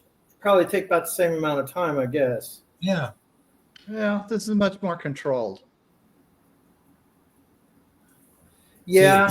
See, I keep it simple. Stupid boxy shapes. Yeah. Yeah. So if I come forward, That too, it's now a curve. In other words, this is now a spline. It's now a spline. Yeah, right. Now a spline. And if you come over here to the right-hand side with the colorful menus, we have a data option. See that symbol there with the curved line? It wasn't there before, but it's there now because we turned it into a curve or a spline. If we come over to the side, the properties box, and go to geometry, I can scroll down to bevel and tell it to bevel me a shape. Look at that. Wow. All right, I can bevel me a shape like this. All right, for getting close, yeah, that looks pretty good. I'm happy with that. I've got 4, so I can increase the resolution. See, make it a little tighter. And we're done. So now, see? Yeah, your poll. So I suppose in the original, getting that curve, because you got a bunch of obvious seams there, you would just increase the number of points you had along that curve to make it much smoother. Right, but you don't need to do that. Is that because it just does a good job at rendering or smoothing? No. Well, If there's a you're little trick I'll show you later on, I'm sure. Yeah, if you're going to 3D print this is what you're going to get, right? Right. I don't want that. I want smooth. But we're going to add a modifier. Makes it non-destructive. Go to the modifier.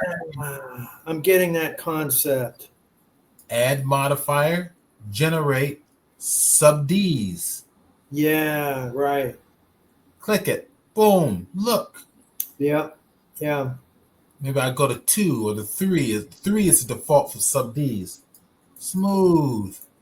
All you need is simple, block, boxy, stupid shapes. Yeah, all those modifiers were really cool to when I first came into it. I thought, but then I was like, oh man, I can't even remember where I put my keys. Now I got to remember all these modifiers. Yeah, it's hard, but they're very, very okay. useful. And that's what I mean by you're stubborn. Yeah, yeah. You're right. You're totally right. And the beauty of it is that there's people out there that are building add-ons to Blender that give you a whole bunch of more modifiers, and they're non-destructive. If you don't like what you see, you just kill it. I recommend it goes away. I recommend that before you actually use other plugins, you learn Blender first. Yeah. Yeah. Don't use them. Yeah. Because they're going to put you in bad habits, and they'll confuse you even more because you won't really understand why Blender and what Blender is doing. Understand. So, right. So would you use that trick from earlier? Because obviously you've got are the polygons open? Hold on. Let me continue on. Let me continue on. That's your question. So now check this out. I got the 3D cursor here. The shortcut is shift right click. I can put my cursor anywhere I want. I want to put it right there right now because I want to bring in another object. I want to bring in another cylinder. So shift A, mesh cylinder. There. X-ray mode. S key, bring it on down. Being lazy, bring it on down to match the sides of the top shape of this thing here. If you're getting close, you got the top and then it bevels out and you got the bottom section. Once I get it down to here, because I resized it in object mode, then I need to do the Control A, apply rotation and scale. Why? Because you need everything 1 to 1 to 1. Okay. So now once we go to here, tab key, edit mode, go grab the bottom face, bring it on up to here. Go grab the top face, bring it on down to here. Get right about there. Now, if I go grab the bottom face again, E key for extrude, right click to set it back, S key for scale, pull it out, E key for extrude, right there. Now we're going to make the these other cool little shapes. Okay. We need to round this off, and then we got this shape down here. So what we're going to do is I'm going to hit the E key for extrude to here, dead center, S to scale, right about there. E key to extrude to here, S to scale, right about like that. And then E key straight down for the hood. Stupid, simple, boxy shapes. Yeah. So now we are going to make the pan now. So I guess what we can do is let's do this. Let's E key for extrude right about there. Scale it out to there. E key to extrude. Scale it out to something like that. Yeah, that looks good. That'll work. Okay. We're done for this portion. Now, what we need to do is need to round it off because we got stupid, simple, boxy shapes. We don't want stupid, simple, boxy shapes. At first we do, but now we want rounded. All right. So what I could do is edge editing mode, select the edge. It's the edge loop by double clicking on it. And bevel, Control B for bevel, pull it on out, and look at that. Oh, look at that. Yeah. Bertie. But wait, you're beveling all those curves. So you're going to have like a textured surface, right? Well, these are not curves. These are faces, and points and edges. Well, I'm sorry. Yeah, I used the wrong word. Faces. So now you've got all this. Now you've got essentially a surface that's made up of mosaics, right? That's exactly right. Little panels. Which is what you want. Well, what if you? But now you're beveling all those internal lines. What if you wanted it to be pretty smooth? Those internal lines are smooth. Oh, they're not making ridges and. Let's get out here and go to object mode. Boom. Okay. Oh, well, okay. No, it didn't do. Yeah. Okay, I get you. I get you. If you want to make it smoother, you can always add the smoother. That's right. The subdivision surfaces will take care of all this. Got it. Okay. I thought maybe you were beveling and doing inset beveling. No. Okay. All right. There we go. Let's go back to the disc, the pan. So go to the pan, go to the front view again. Okay. X-ray. Double click that edge. Command B. Pull it on out. Done. Yeah. Yeah, I can see how you can get a good enterprise now without lathing or, I mean, I lathed or the lathe and the array tool were my, yeah, I get it. Yeah. Lathe and array is still relevant. It's very relevant in Blender. Blender uses a lot of lathe and arrays. Okay. Well, I'm glad to know that. All right. So here's I'm gonna push my pan back where it should be and kind of get out of this mode and just kind of put it right there. There we go. Gotta get it right a little bit. I'd go to Z and straighten it from that perspective. Yeah. Yeah, you're right. You're right. It looks good. That's cool. All right. So now we need a pan, right? So we're gonna go back inside. Select the bottom face, 3 key in the keyboard, X key for delete, delete all the faces. We need a pan. Now this is cool. Tab key, object mode.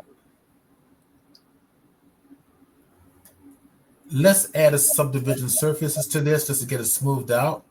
Generate, modifier to generate, sub Ds, boom.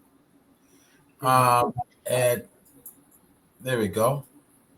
Now, if you look at the photograph, it's not that strong of a, it's not that obtuse of a curve in here. It's a lot more edgy.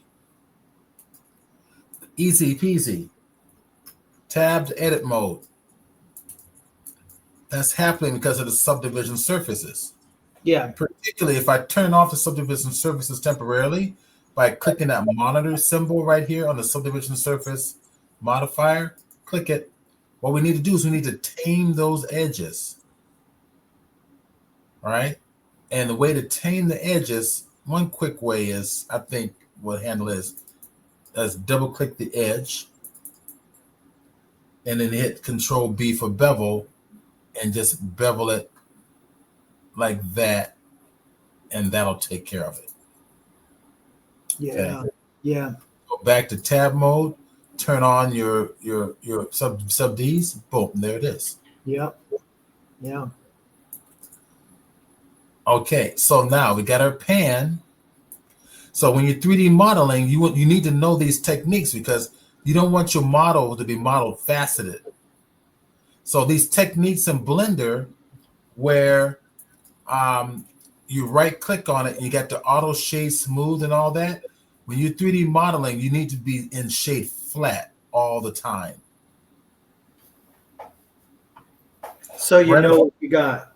Right. So right up here at the top, you notice that I forgot to put a supporting edge. Yeah. So it's starting to curve naturally. So tab key, Control R will put a controlling edge around connected faces.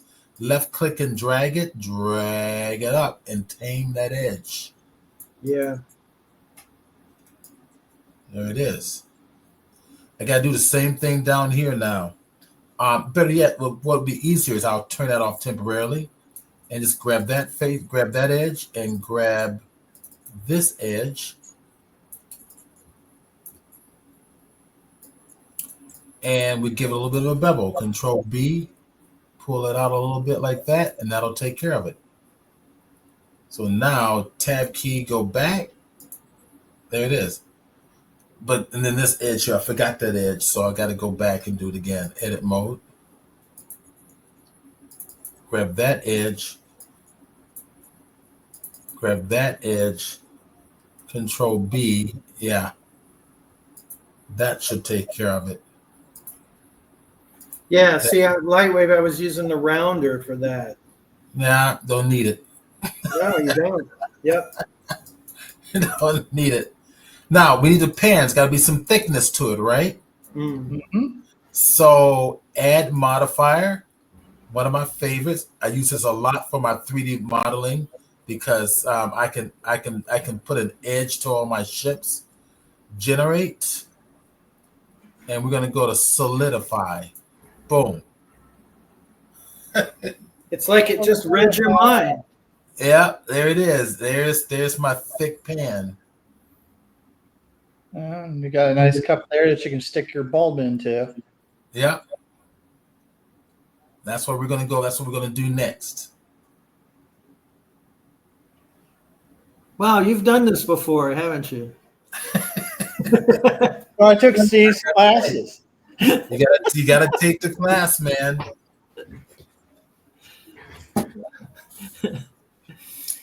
Talk to He your will wife. be your drill sergeant. He will teach you. That I have no doubt. All right, hit Yeah, control. the unfortunate part about it is that's probably the best way to learn it. Well, it definitely helps. It's conceptualizing the tools for me. It's like Yeah, that's how I teach is conceptually so that you understand the program. Yeah, you get how to effectively communicate it. Okay, so here we go. This light bulb back here has this fencing around it. And the fencing is just four on either side. And then we got the 3 rings right over in here. So what I'll do is let's go to an orthographic view and let's go ahead and start lining things up. Now, how could I do this? Possibly, I'll try one way. I'm not so sure how successful it'll be, but I'll give it a try. Here's Can I my ask 3. you, Yes, can I ask you a question? go for it. So in Lightwave, I would make a spline of the shape of that thing, and I would take a disc and run it along that spline, extrude it along that spline, the rail extruder. Yeah, you could do that. I mean, I could do that now. That's what I was asking. Is that a concept in Blender? Yeah, absolutely. I can do it right now. So let me go get. I'm gonna do it my way here. Shift A. Make sure I'm in object mode. I am. Mesh plane. Rotate the plane on the x-axis. RX 90 degrees. There. Same technique you did before. Yeah, that was effective. Bring it down. Okay, so S key for scale. Bring it down to the size like we want like that. Okay. Control A, apply rotation and scale. Tab key, edit mode. All right. Now, what I'm going to do is take this, bring it down to here. Take this, bring it out to here. And I'm going to get rid of the face. So face editing mode, X key, only faces.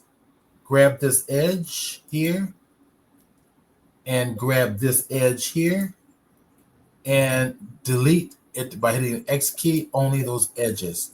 That's all I need. Go to the center, go to the point editing mode. Oh, come on, Steven. Point editing mode now. Bring it to the center of that glass like this. Okay, this is going to be my center of rotation. Mm-hmm. Okay, Yes. as best as I can assess. I'm going to hit Shift S, which is the shortcut for my 3D cursor. Okay, Shift S and tell the cursor to relocate to the selected point. Cursor to selected. Come on, do this again. Cursor to selected. There it is. Why did I do this? Because if I go back to object mode, I'm going to reorient the orientation of this object. Right click, set orientation to what? 3D cursor. Boom, there it is. Now my center of orientation that I'm going to lathe around, right? We're going to lathe around that point there. Okay, so let's go finish up this glass. Only one side of the glass. So let's go to tab key, edit mode, grab that point right there, Command Shift B for bevel.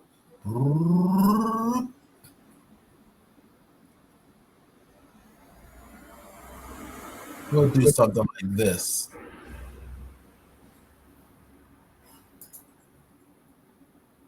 Okay. If points are a little bit too close to one another, like this one here, select that point and hit double G, and it'll slide it along that axis. There. Oh.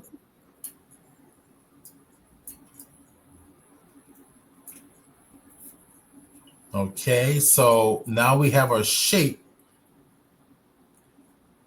Go to curve. You can see what we've got. Now, let's see, how is that going to go? This should go all the way up here, right? So go to this mode here and bring that all the way up to here. Yeah, that'll be easier. All right, so let's get out of here. Tab key, object mode.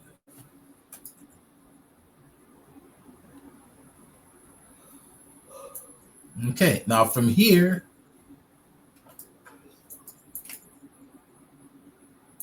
maybe I'll do it this way. It doesn't matter. We're going to add a modifier. I think it's under generate. I forget. And it's called screw. Yeah. Screw. There it is. Yep.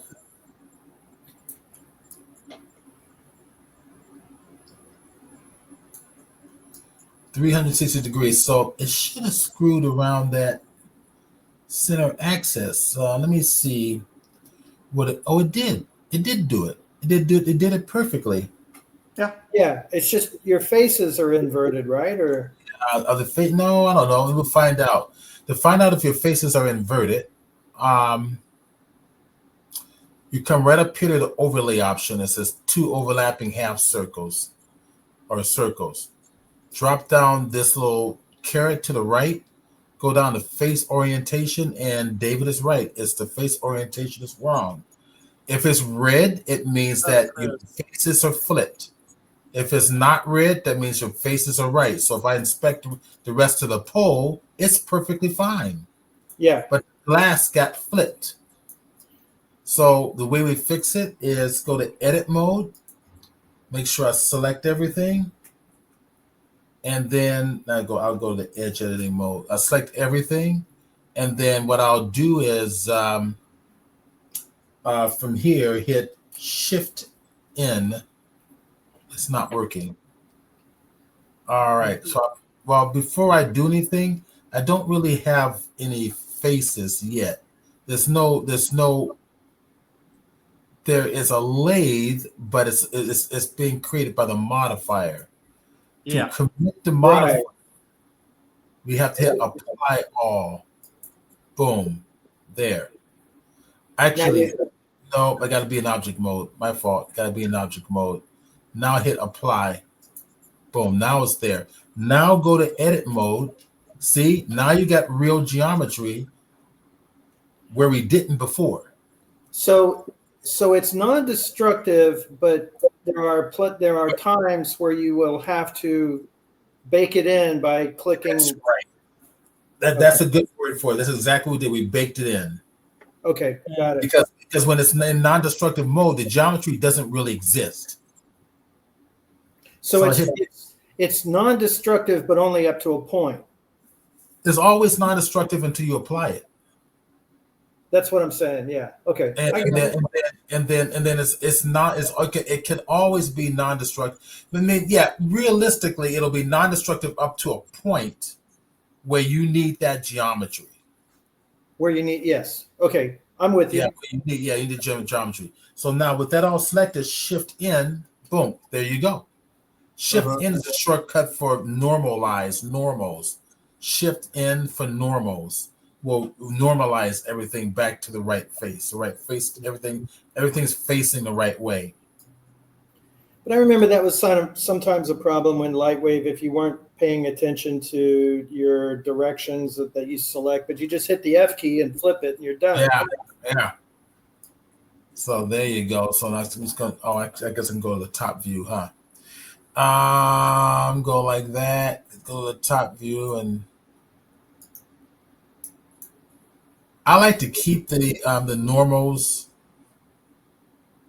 the visual normals as for Blender on.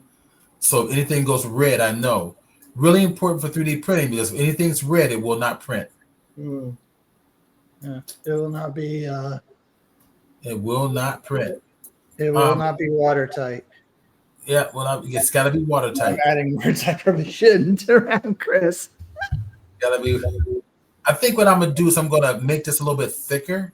So I'll go to my top view and S key and just make it a little bit wider like that. There we go. That's good.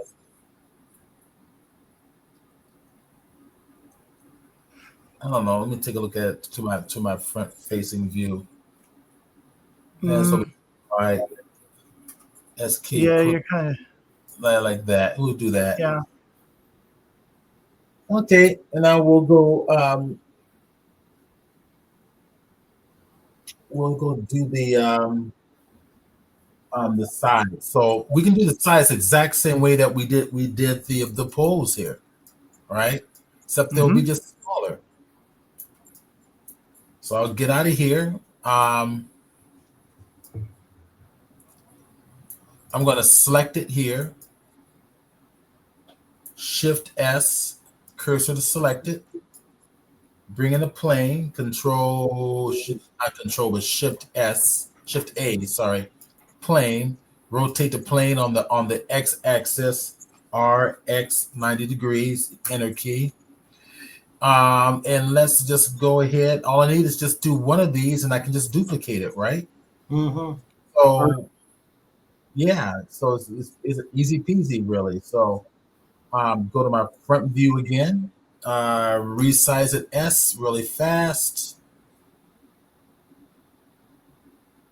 bring it out a little bit more.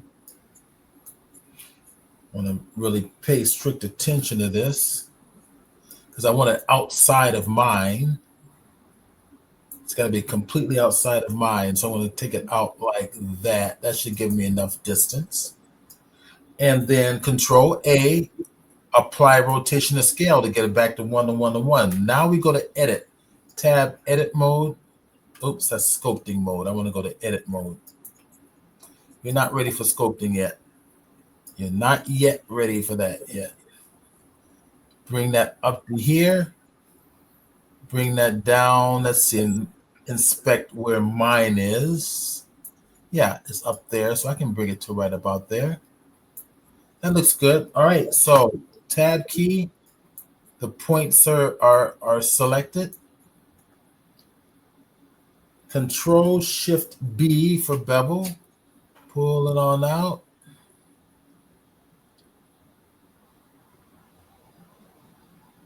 Oh, that's good enough.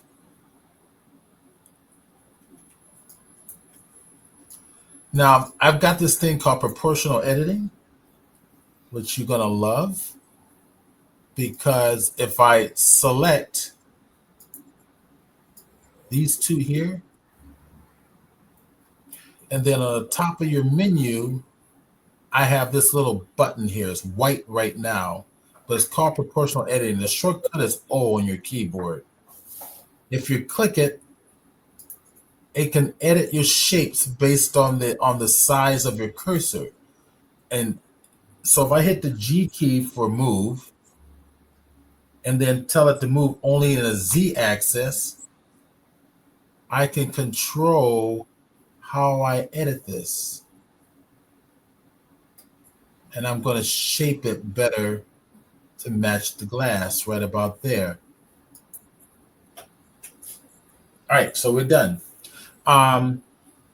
Get out of X-ray mode, face editing mode, grab the face,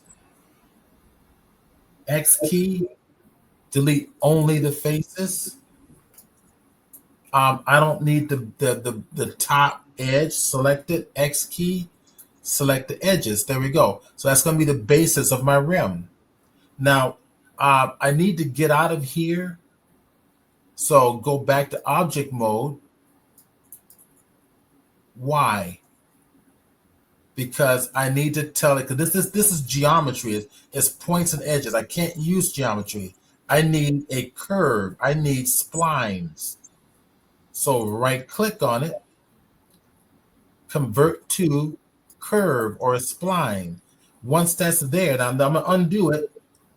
take a look at this symbol, this green symbol here. When it's selected, that green symbol is a triangle, which represents geometry.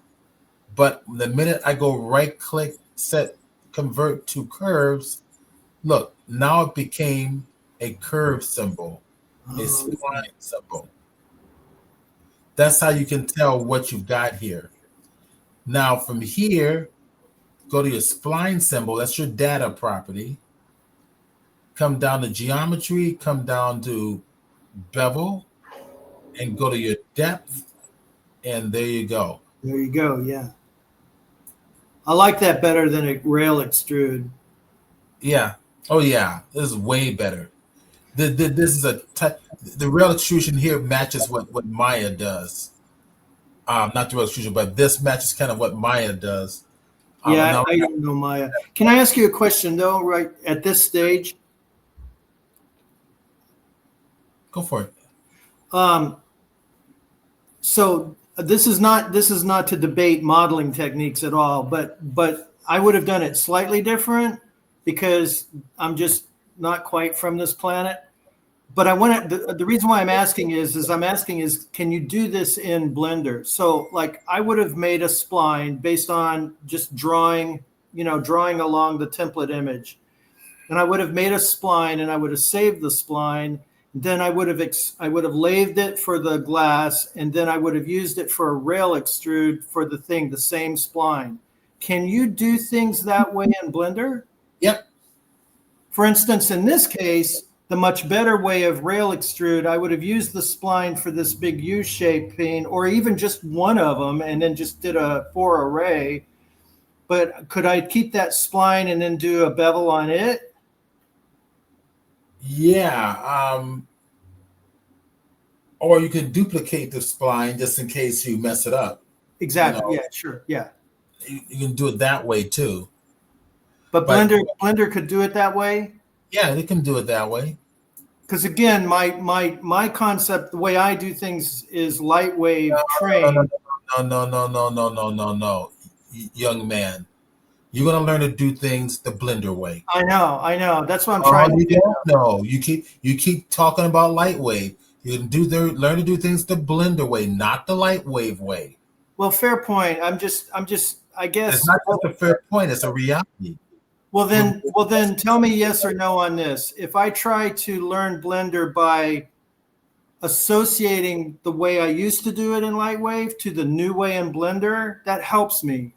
Well, you know what I mean? I learned Blender by putting aside Lightwave and forcing myself, or not forcing is not the right word, but disciplining myself to learn how Blender handles things.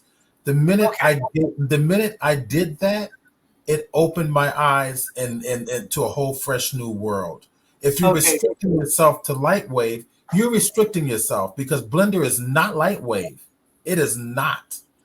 So don't learn it by trying to make associations is kind of what I mean, that's fine that you have modeling skills. That's going to help you quite a bit.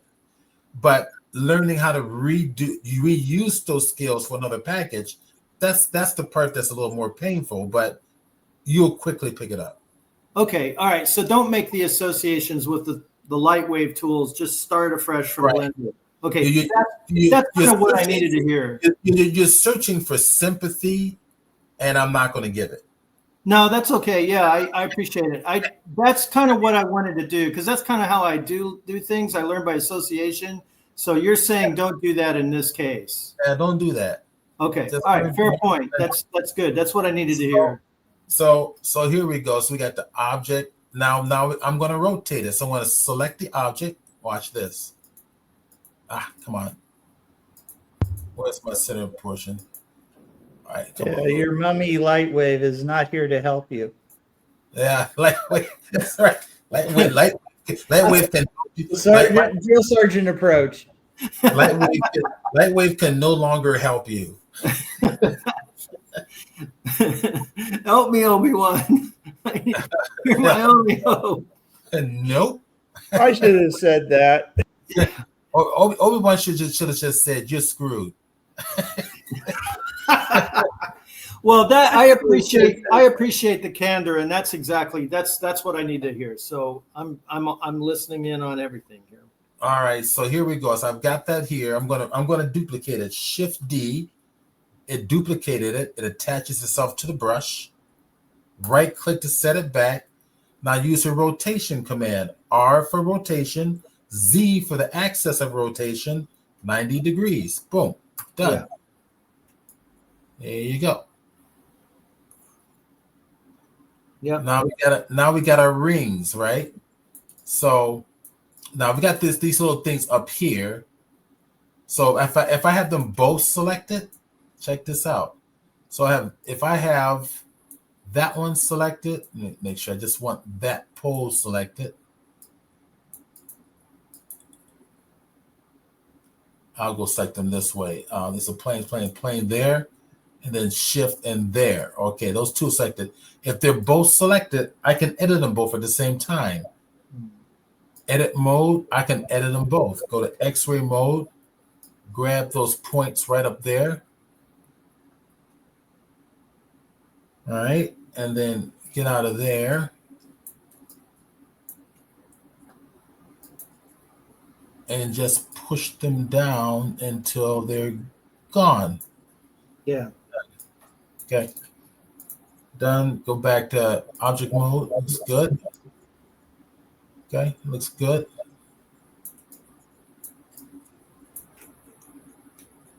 Control S.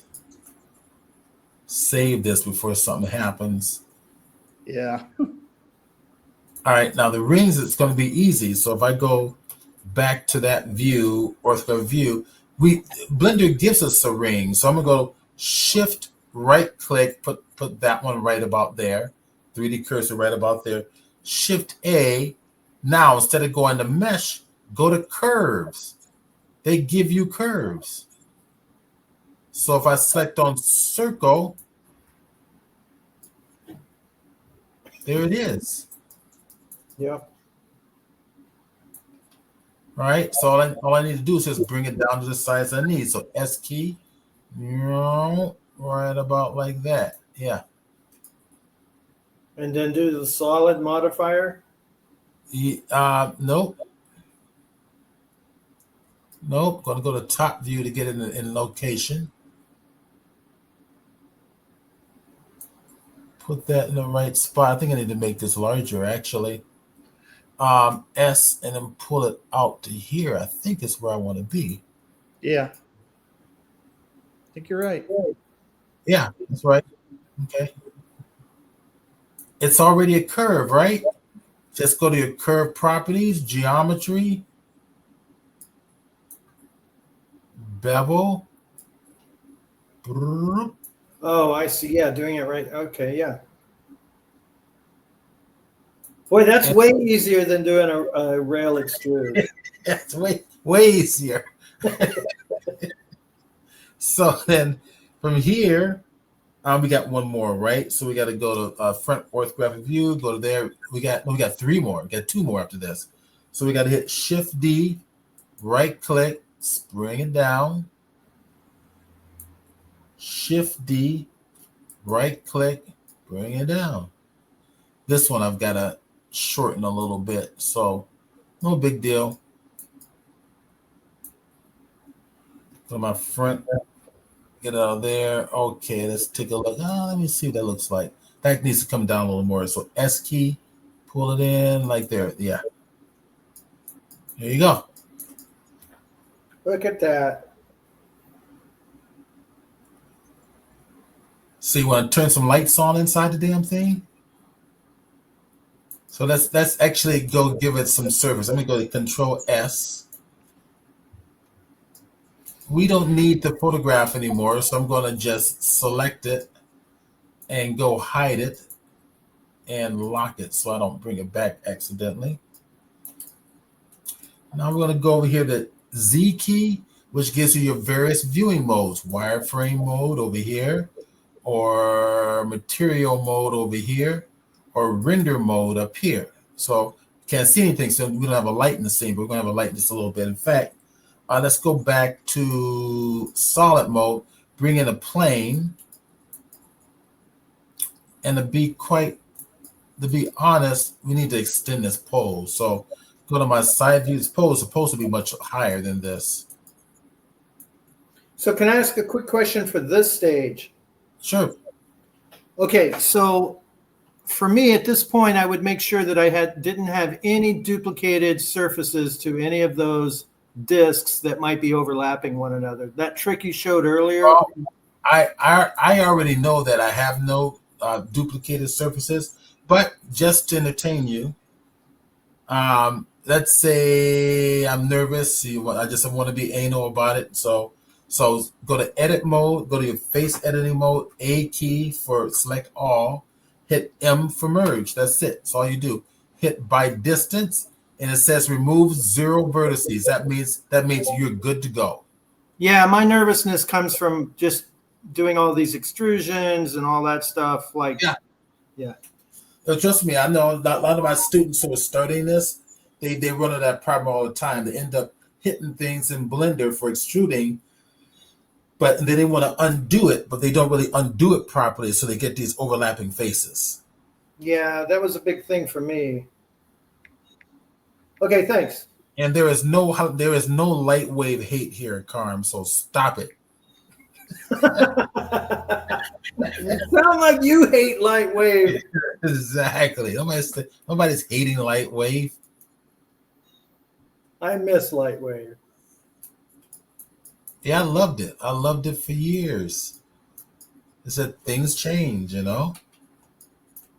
I know. I remember going to you in Burbank with Jennifer Hachigian. You remember her? Yeah, I don't remember her. I see them all the time. They come to my Christmas party every year. Yeah, they were great. I hope they're doing okay. I've fallen out of touch with them. Yeah, I stay in close contact. So I'm going to select everything. I'm going to bring this above. Go to my front face editing view. Bring it above that plane so I can bring in another plane. So Shift S, I want to put the 3D cursor back to the world origin, which is right there. Okay. Shift A, bring in a plane. That's going to be my ground. S key, bring it out like that. Okay. Let's start with the plane and let's give it a surface. What type of surface do we want to give it? Let's try this. We got time. This will be fun. You're going to love this. Let's see. We're going to go to a place called Polyhaven. I don't know if you heard of it before. Yeah. And we're going to go to assets and we're going to go get some textures. And let's see what type of, we got some brick. I suppose we can use that. If I go to brick, something for the ground, maybe something like cobblestone or something like that. Let's see what we've got. I'm not too crazy about a lot of these, but let's see. This could work. I like that yellow brick.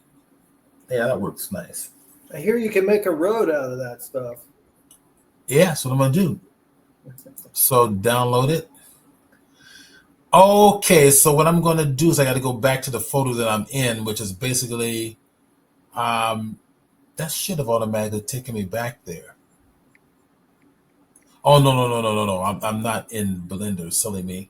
Okay, lessons, presentations, Blender 101, Studio Arts, and then this is going to go into my images folder. This is where I'm going to use. I'm going to make a new folder and call it Twitch.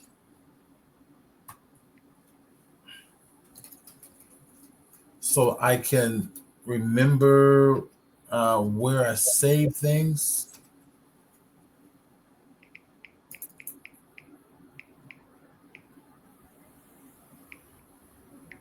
All right, so Twitch is there.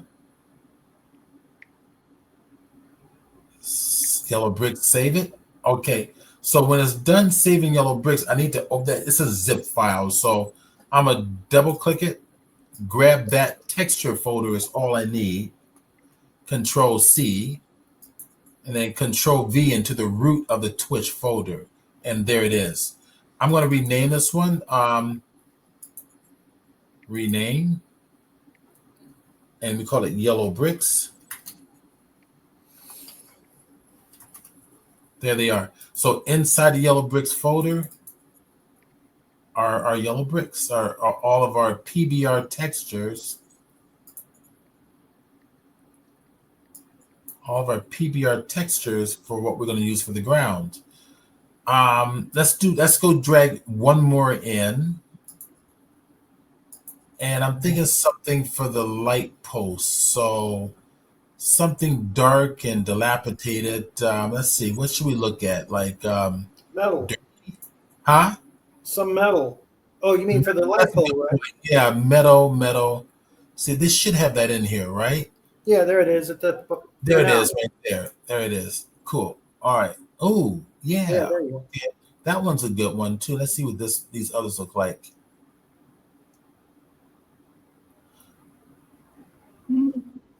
Yeah, do that one up here. Rusty Metal. Yeah, we do that.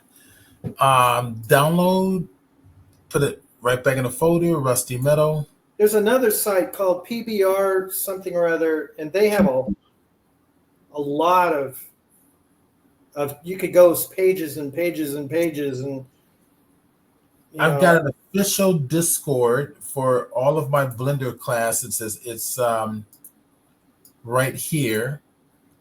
And what I'll do is I will copy the link for everybody to join. So I'm going to right click and invite to channel, copy the link. I'm going to put into the, I'm going to put it into the Twitch audience there.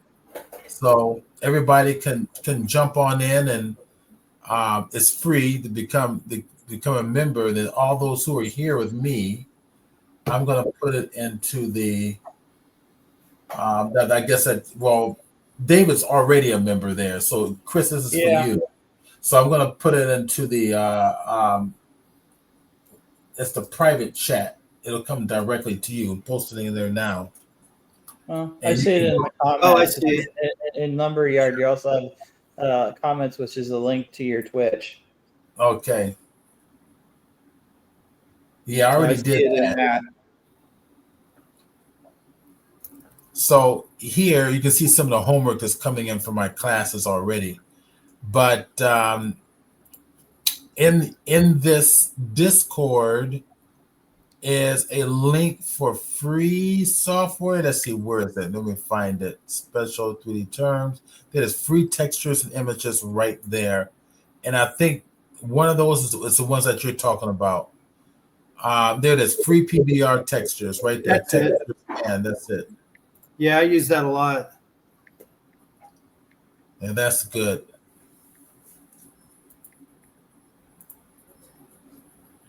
Well, I followed your Discord link, and now I'm matching pictures to prove I'm human. Except I'm not human. He's an alien.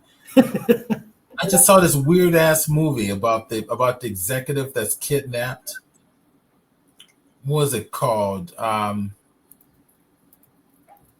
forget the name of what it's called. What you're talking about. I can't remember the name. It was really a messed up movie. It's kind of. I'm seeing a lot of similar themes in some of the fan animations that are out there. Yeah. But yeah. All right. Let's finish up. Did I? I didn't unpack that last one, did I? Come on. Remember. Here. No, I didn't. Twitch. Rusty Metal. Yay, I made it to your Blender thing. Oh, good. Good. Now I can be 20 years old like my kid. To relive your youth. I figure the only way I'm ever going to relive my youth is to learn AI. If I can learn AI, I can program it with my engrams and stuff, and that way I live forever. Everybody will have to deal AI with it. robbed me of my childhood. It's robbing me of my adulthood too. Yeah. All right, so I've got rusty metal and yellow bricks in there. Okay, now let's go apply them to blender. Right. All right, so here's our plane. Let me go to make sure I'm on the right plane, which I am, I think. Come on. There we go. Plane. Come down here on the right-hand side vertical menu with the colorful icons. The last one, materials, that red globe. Click it. Nothing's there because we have not applied anything there yet. Hit new and call this one ground. Okay, so now we're going to go into editing nodes. And I'm going to break off a window on the bottom to go to go into my node editor. I'm going to take my cursor, put it in the bottom right-hand corner. My cursor is going to become a crosshairs symbol. Once that's happened, I click and hold and I drag up like this to split off another window. Lightwave can't do that. If Kerm is listening. So I'm gonna go over here to the icon on the top left-hand corner, drop it down, and we're gonna go over here to shader editor. And here are my nodes. Your shader is here, your principal BSDF. And I'm gonna select it to get it highlighted white and hit the shortcut Control T, which adds a few more nodes on there. One of them are the nodes for bringing in all your images. The problem is I've got several images to bring in, and Control T only sets up your nodes to bring in one image. So I'm going to undo that one. Make sure it's highlighted white. Control Shift T. Now it's going to ask me what images do I want. So I'm going to go to the images folder. There it is. And I want what was that? That was the brick sidewalk right there. Is that? I thought I put this inside the folder.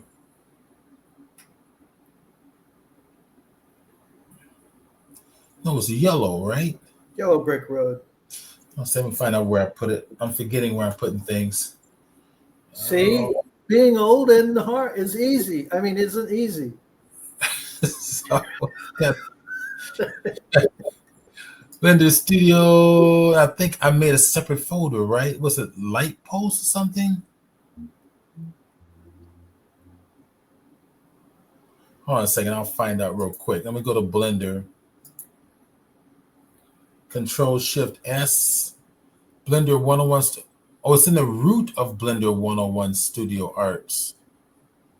Okay, so it is in that folder. Okay, fine. All right, Blender's telling me to do the right thing.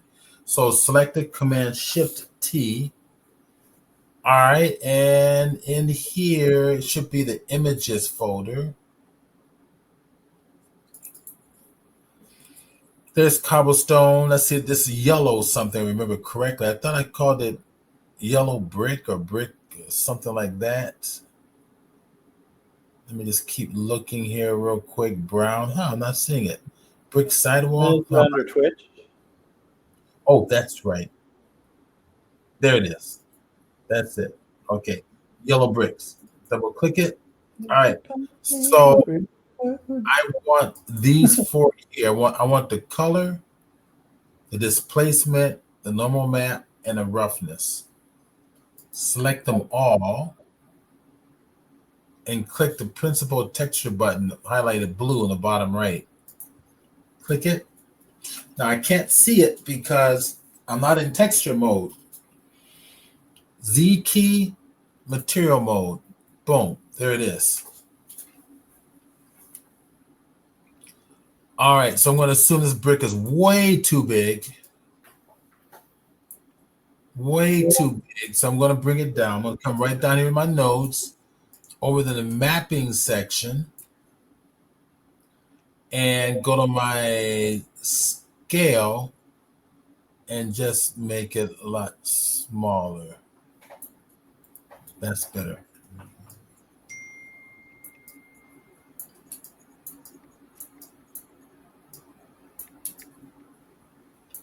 All right, so I'm going to select the pole here.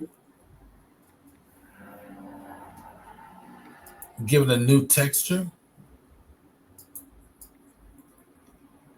And I'm going to hit Control-Shift-T for this one again. Go back up, and we want the rusty metal.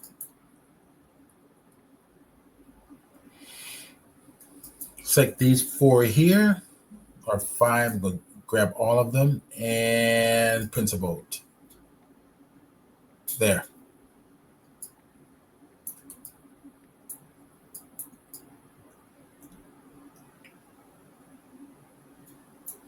That looks all right. Let me go check something else out here.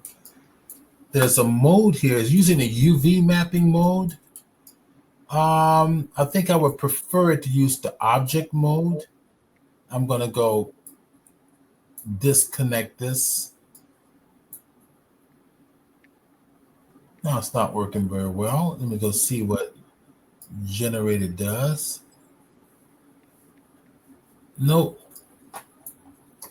Okay, so, I guess we'll stick with UV.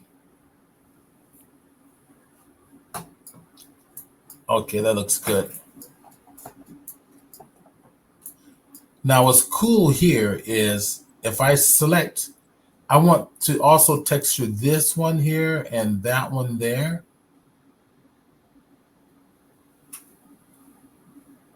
If I select this pan, shift select the neck. Can't get it. Is it? Oh, you know what? The neck is not. It's not. Well, I should be able to do this neck here. Let me get the plane. I think we called it plane. It's having a hard time selecting.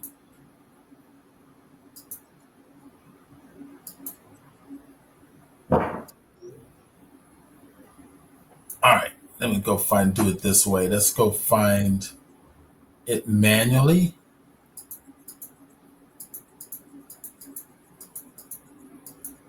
There it is. It's called pole.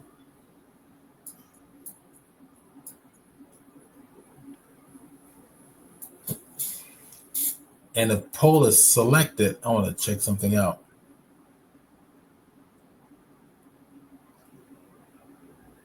I'm going to also select this pan up here.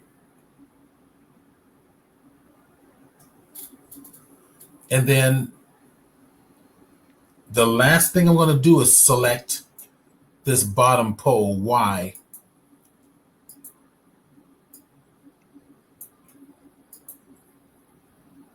Gosh, it's giving me a hard time in selecting. Come on.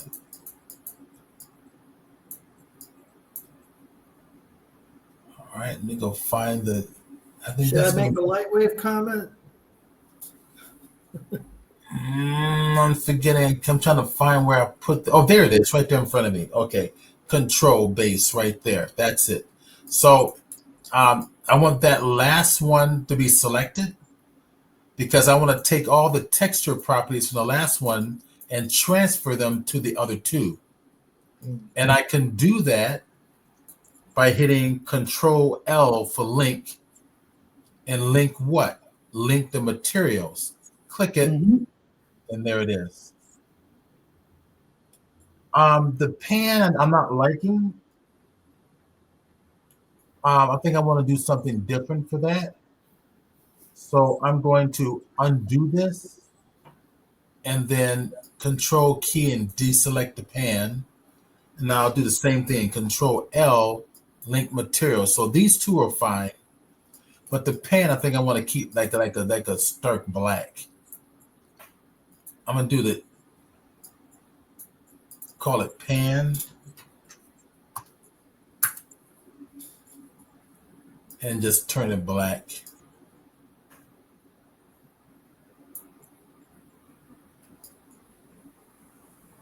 Cool. We got 10 minutes, so this is going to be great. Now check this out. So now that I've got pan, I can also apply it to everything else too. So I can grab this one or this little shape here.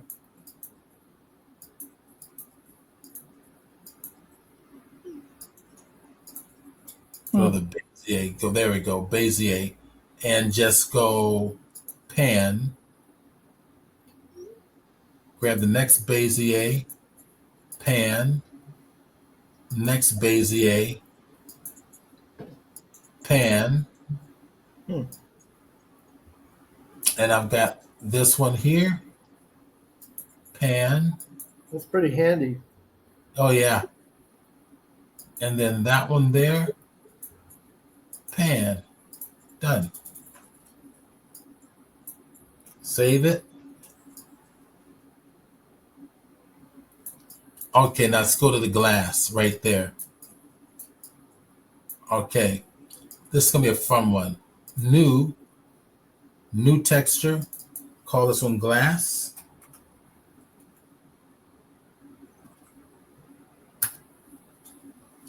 Right down here under the surface is your standard BSDF. But if I click in there, I've got other options. If I go to the top, I've got a principled glass. Where are you? Glass BSDF. Click it. Boom. Now let's do one last thing. Let me we got to put a light bulb in there to light the scene. So what I'm going to do is, I guess I can bring in a light itself, or I can bring in an object. We'll bring in an object. So inside, so I've got this thing selected. I'm going to go to Shift S, cursor to select it. Let me go to Z key solid mode, X-ray mode, Shift A, mesh, and UV sphere. Make it smaller, fit inside. Control A, rotation and scale, and just bring it inside like this. Okay. Yeah. So I can make any 3D object a light source. Like any 3D object a light source. So if I come up here, let's give it a material first. Click on new. That's fine. Now I'm going to go out of here, and now we're going to go to render mode. Okay, now we're seeing things in render, true to life render. That light bulb, I'm gonna call this material light bulb. Come down at the bottom, and down here is something called emission. This is how you turn all your objects into a light source. Increase the strength of the emission. Nice. And it starts to light up your whole scene.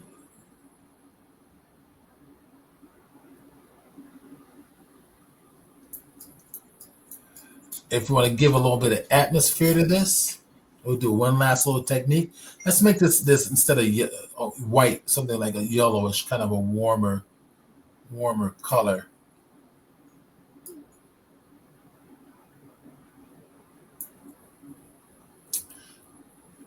All right, I'm gonna Shift A. I'm gonna add a cube in here. Mesh cube,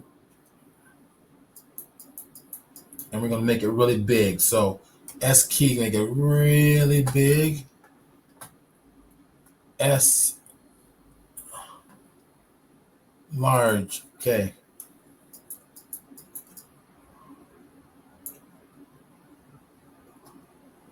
It's too large. S key, bring it down like this, like that. That's good enough. All right, I'm going to give this a texture. Now, why I did this, cover the whole thing up with a cube, is because that cube's going to be my fog. I'm going to take the principal BSDF, which is associated with the cube, and I'm going to kill it. Delete key and kill it.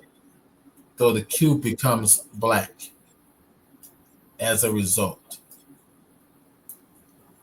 From here, I'm going to go to Shift A, and I'm going to look for what's called a volume shader, principled. This one, I want principal scatter, volume scatter. That's for your fog. Click it and drop it down and connect the volume to surface is what you might want to do at first, but you do not want to do that because you'll get no result from it.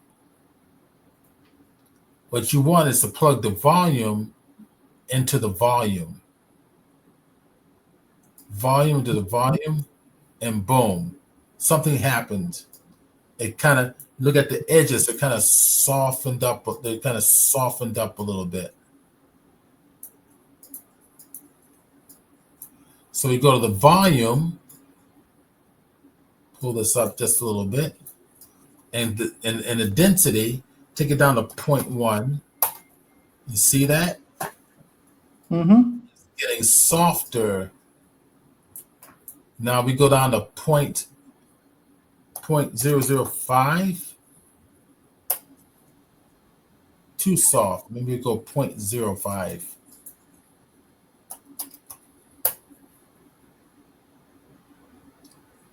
So if we're getting close, we have to be in render mode now. I am in render mode. Make sure I'm in. You got your surface thing turned on, so you need to turn that off. What do you mean surface thing? I'm sorry. Remember the thing that you remember the setting you used to detect where you're. That thing, yeah, that thing there. Yes, you're right. Much better. More better. So does it illuminate the underneath of that pan? Yeah, it does. I need to bring up the intensity of the light. Let's do that now. So let's go over to the. Oh yeah, it is. I see it on there now. Yeah. If I come to here, go to material, and I need to go find the light bulb up here. I think it's over here. Did I put that as a separate layer? Or did I put that inside the glass? I hope I didn't put it inside the glass.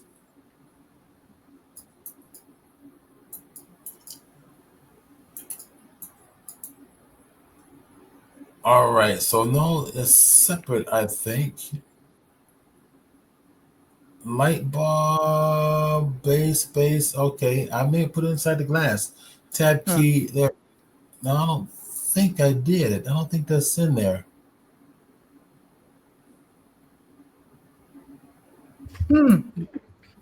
What about sphere? Oh, there it is, right there. Got it. Okay, so we'll get out of object mode. There it is, right there. I'm gonna call it light bulb.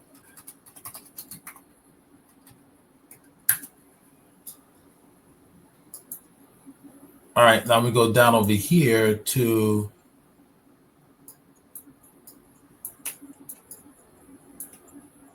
bring up the strength. There it is. You can see it glistening down here. We go even higher.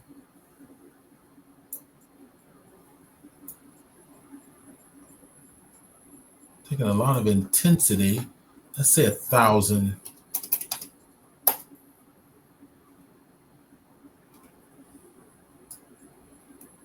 Yeah, remember that light projection is very anemic, so you have to use some really big numbers sometimes. Yeah, it's I could have just brought a light bulb in here, right? So if I hit Shift A and just brought in something like light source, point light.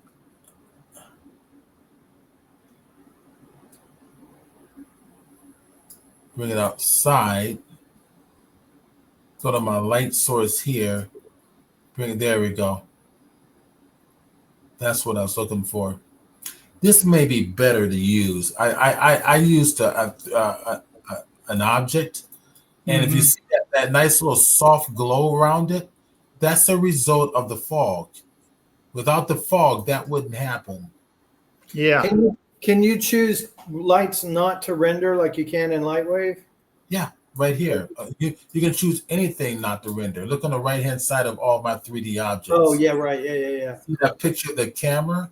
Just click it off, and it won't render. But the effect will still happen. I'm not sure. The effect may not happen. Like it seemed like because the light, the effect comes from the light. I know, but I thought Lightwave had a thing where it wouldn't render unless you hit the flare button or something. In other words, there was a way to have the effect of light affecting other objects to boost an illuminated object like what you have there with the glass. Blender has the feature where if you have a light in your scene, you can tell it what objects to affect and what objects not to affect. Okay, yeah, well, all right. So if I go over, let me go find that light bulb. There's the light bulb. I'm going to turn it off. I just turned off the light bulb, and instead using the light source as the light bulb, bring it inside. Oh, I see what's happening. Because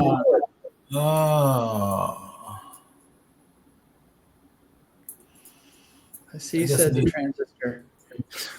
Yeah, it's the object that's blocking a lot of the effects. right. If you had a transparency level for that object, you'd be able to do it, right? Well, we do. That's what I put the light source. I put the glass.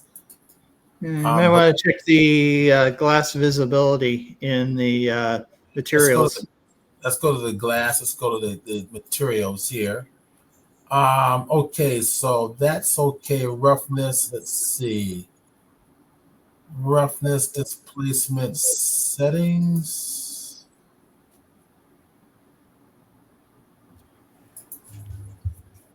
So this is a shader, a custom shader, viewport, roughness, normal, volume. Well, wait, that's the shader, right? So you'd want to be doing it in the object, Well, right? Or shader can control the nature of the object too. What we could have done is this. If I get rid of this glass BSDF and bring back in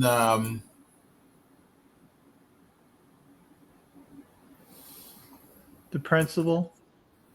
the principal,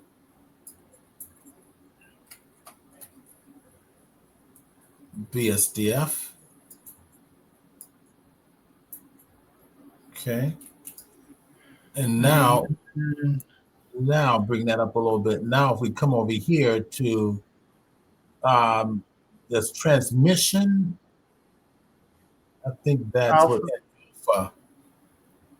To bring down the alpha, there we go. There it is. See? Yeah.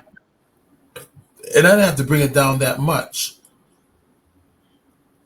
yeah, it's working good with the fog now. Yeah, that's looking pretty good. So it's the object properties itself, rather than relying too much on. I mean, I guess it's just apples and oranges. I don't know. Oh, no, we got to go over to. Actually, I got to go find where my fog is now. I got to remember where I put that. The fog was a cube right there. This is probably it. Let's see. That's the fog. Yeah. Yeah. All right. Now, if we come here and lower the intensity of the fog, instead of 0.05, let's say 0.02. There. So it's not so foggy. Or if I want 0.03. Get a little bit of fog, and we can change the color of the fog. So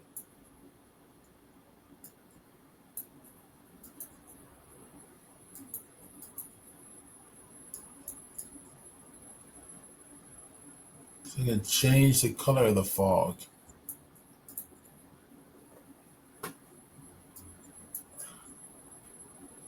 Isn't that fun? Yeah. Effective. And you even got It's effective how fast it updates. oh yeah, it's real fast. It's like instantaneous. I mean, if you have a decent graphics card, of course. Well, I can yeah. change the nature of that light. So if I go find that light, it'll say light. There you go, point light, right? And we'll come down here to, let's say, radius. Increase the radius, it softens up the effect. See? Mm-hmm. See the shadow on the ground? Yeah.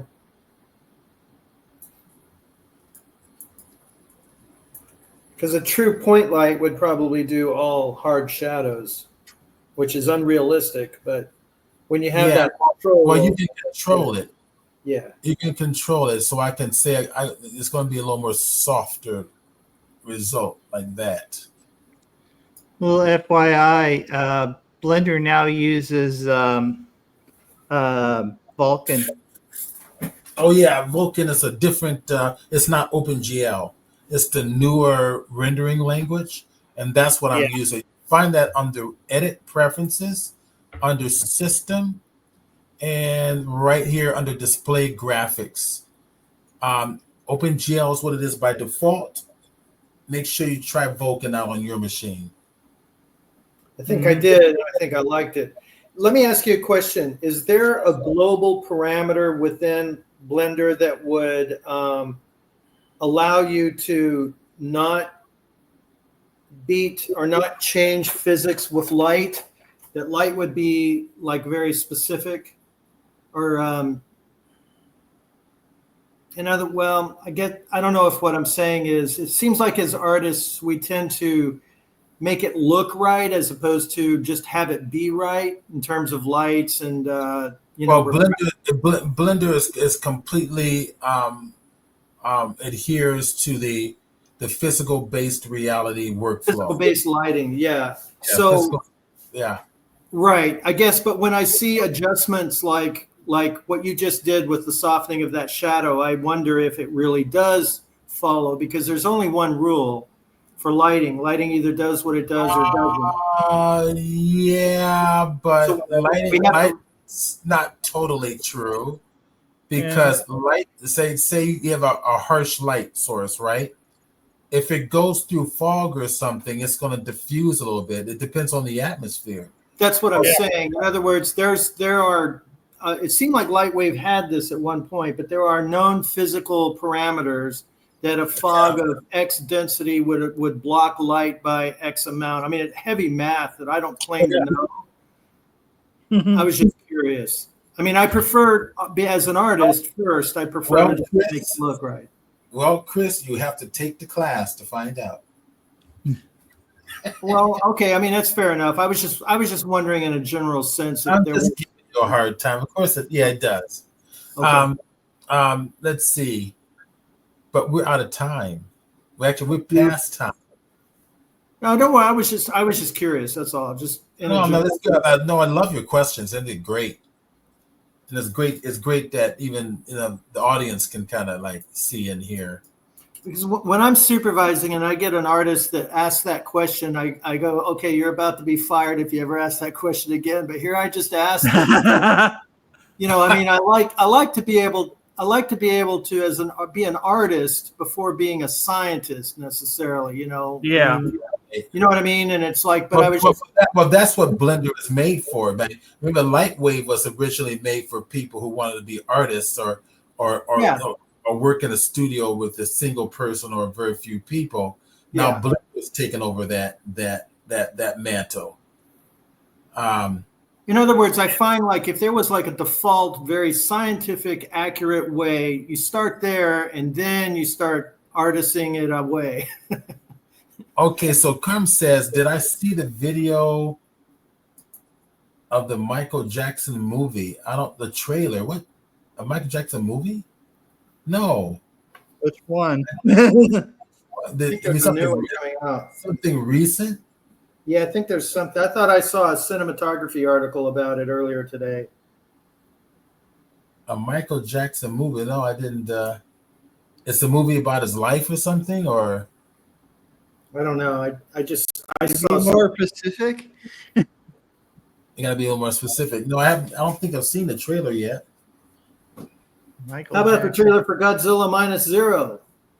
Well, I've seen the movie. No, you've seen Minus One. The sequel is Minus Zero, and they just came Oh, out. that's Minus Zero. It's a sequel. Oh, Uh-huh. that's right. Because But at they the don't- end, I heard of it. I haven't seen it. They don't show anything. It's a total tease, but it's on its way. Oh, you know what? I'm waiting for him to do the sequel to Shin Godzilla. That's the one I want to see. Shin Have you Godzilla. seen The Shin new Godzilla. Shin Godzilla was a bizarre movie. It truly felt like Godzilla, but it was frightening. Exactly. It was I tried to scary. imagine what Godzilla, the very first movie, effect on an audience in 1954 was similar to what my effect was with Shin Godzilla. I thought, except I just thought my first viewing, I thought, holy fucking shit, when is this movie going to be over? This is the most boring movie because it was just people talking, and then I realized that it was making commentary on Japanese society. That heavy bureaucracy and all the layers of politeness and layers of all that stuff. It was incredible on the second viewing, third viewing, even more so. Yeah. Yeah, I really like. I think Shin Godzilla is my favorite Godzilla movie up to date. I did like the Minus One, but it didn't have the effect on me like Shin Godzilla did. Yeah, I can see that. There's Because versus there's some Godzilla. creepy aspects to the Godzilla movie in Shin Godzilla. Really creepy stuff going on. Shin Godzilla got creepy. It got real creepy, and I thought this is cool. Yeah. Is that anything different from the King Kong versus Godzilla, which was the last one I ever saw? No, it's Shin Godzilla is totally different. The Shin Godzilla, his whole body's mutating, and there are creatures coming. Well, they haven't shown it yet. That was at the end of Shin Godzilla, where they're showing other parasite organisms starting to come out of its body. Yeah, that had a lot of controversy in Japan. Yeah, so now if they do the sequel, I heard that they are. Maybe they can explain what the heck is going on. Yeah, that sounds creepy. That sounds creepy enough that I gotta watch it. Yeah, it's creepy. It's very. In fact, that's why I liked it so much because it was so interesting. I think it was the only Godzilla movie to date that has affected an audience like what you're describing, your feeling of creepiness from what the audience is in 1954 in war-ravaged Japan. Not with Raymond Burr. As much as I appreciate Raymond Burr, I'm talking the original. Because it was all, I mean, they were dealing with irradiated tuna. They were dealing with poverty. They were rebuilding Japan. There was a lot going on. You know, and then Baby Godzilla came along and it wasn't quite the same. No. I've got a model of the original Godzilla, a highly detailed model. Nice. Of the original Godzilla from the 1954 film. Nice. Yeah, that was a good one. You know, eventually in my career, I met all of those guys, the living guys. I met Haruo Nakajima, who was inside. Nice. I met the original cinematographer, the original art director, and the guy who made and was in charge of Godzilla's head all through the Showa era. And they were just incredible people. They came over to America to a conference a couple of different times. Anyway, they were cool. Cool. All right. I gotta run. So okay, heads up, everybody. Next week, I'm teaching my Death Valley workshop. So I'm going to be in Death Valley next week. So there won't be a broadcast, but we'll do a broadcast the week after. It's my Have a great time, man. That's a beautiful area. Take pictures. I love it. I love it. So it's my last photography workshop of the year. So we'll see everybody the week after. Yeah, well, thank you so much, man, for taking the time to do that. Yeah, my pleasure. But do the class. Hey, do me a favor. Send me your email address. I'm gonna send you. I'm gonna type it into the private chat here. I'll type in my email address. Send me all your information. I'm sending it now. And I'm gonna type it. I wanna.